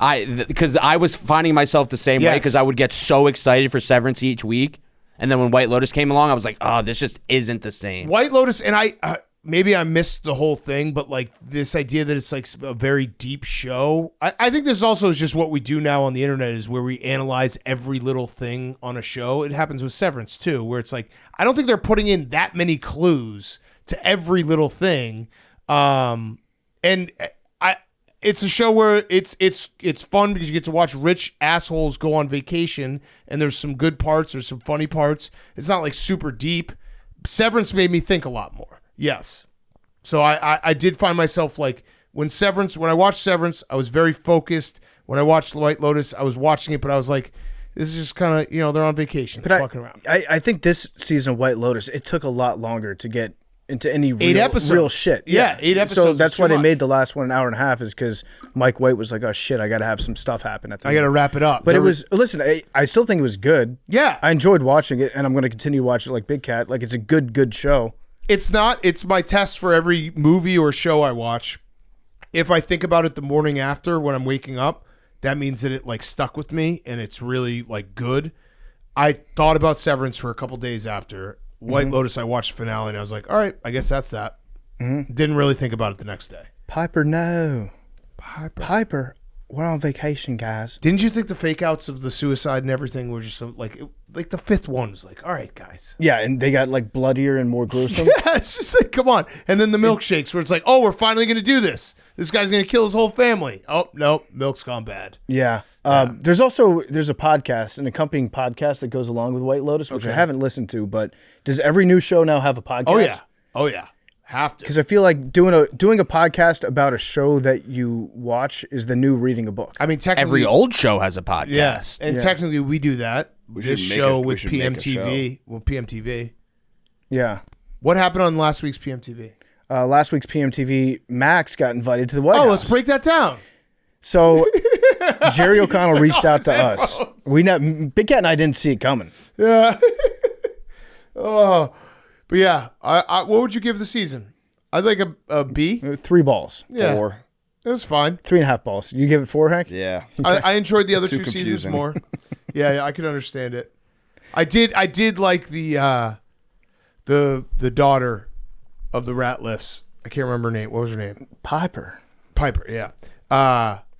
She was so perfect of like, I think I'm different than the rich narcissists that populate my family, only to realize, no, I'm not. I'm no different. And also have her brother be like, I want to do this with you. And she's like, oh, now I'm really not different. Yeah. I can't do this. One thing I do like about what Mike White does, though, is he either kills or morally bankrupts every likable character on the show. Yeah. Like, he fucks with the viewer in a fun way. That part I like. Yeah. It really is like good. But bad things happen to good people. Good things happen to bad people. And rich people who are on vacation are some of the worst people out there. Mm-hmm. Yeah. Any other thoughts, Max? You like it? What would you give it? 7. It was perfect. It was 6.5. That's like a B. 7. Yeah, that's a B. It's fine. I also read that Woody Harrelson turned down a role. He was probably, I would imagine he was going to be Sam Rockwell's character, but he turned down a role because he wanted to go on vacation with his family.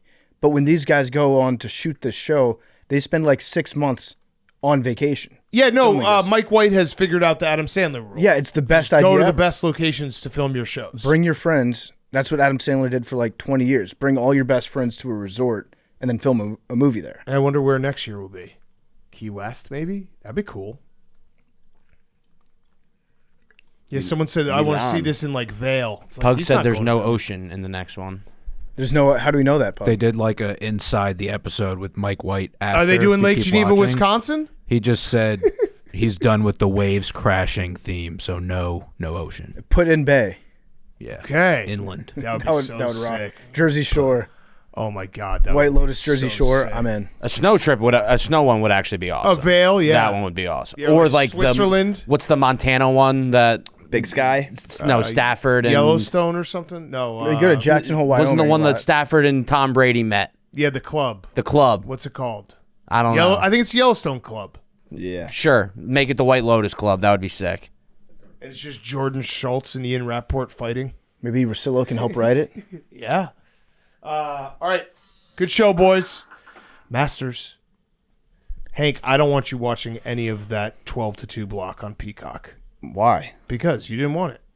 I did want it. I was bringing to light the fact that it existed. Memes. You'll never get this. Thanks. You'll never get this. You'll never get a 50-50. Oh, okay. I bet you I will first. I think I'm just going to have to start doing 50-50s now. One other thing about the White Lotus. Does anybody else have a problem where they watch like 8 episodes of a show that they really enjoy and they get to the end and they realize that you don't know any of the characters' names? Yeah. Like off the top of your head? I was having problems with that. Yeah.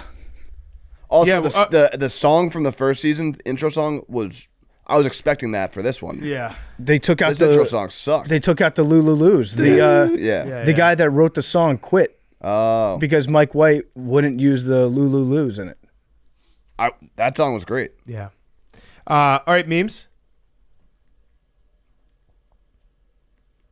I was trying to get him to false start. Numbers. 3. 77. Oh. I'm wearing it. I'll go 76. For my boy Luca. I'll go 78. We're boxing him in. 65. 99 Pug. 15. 21. And 3.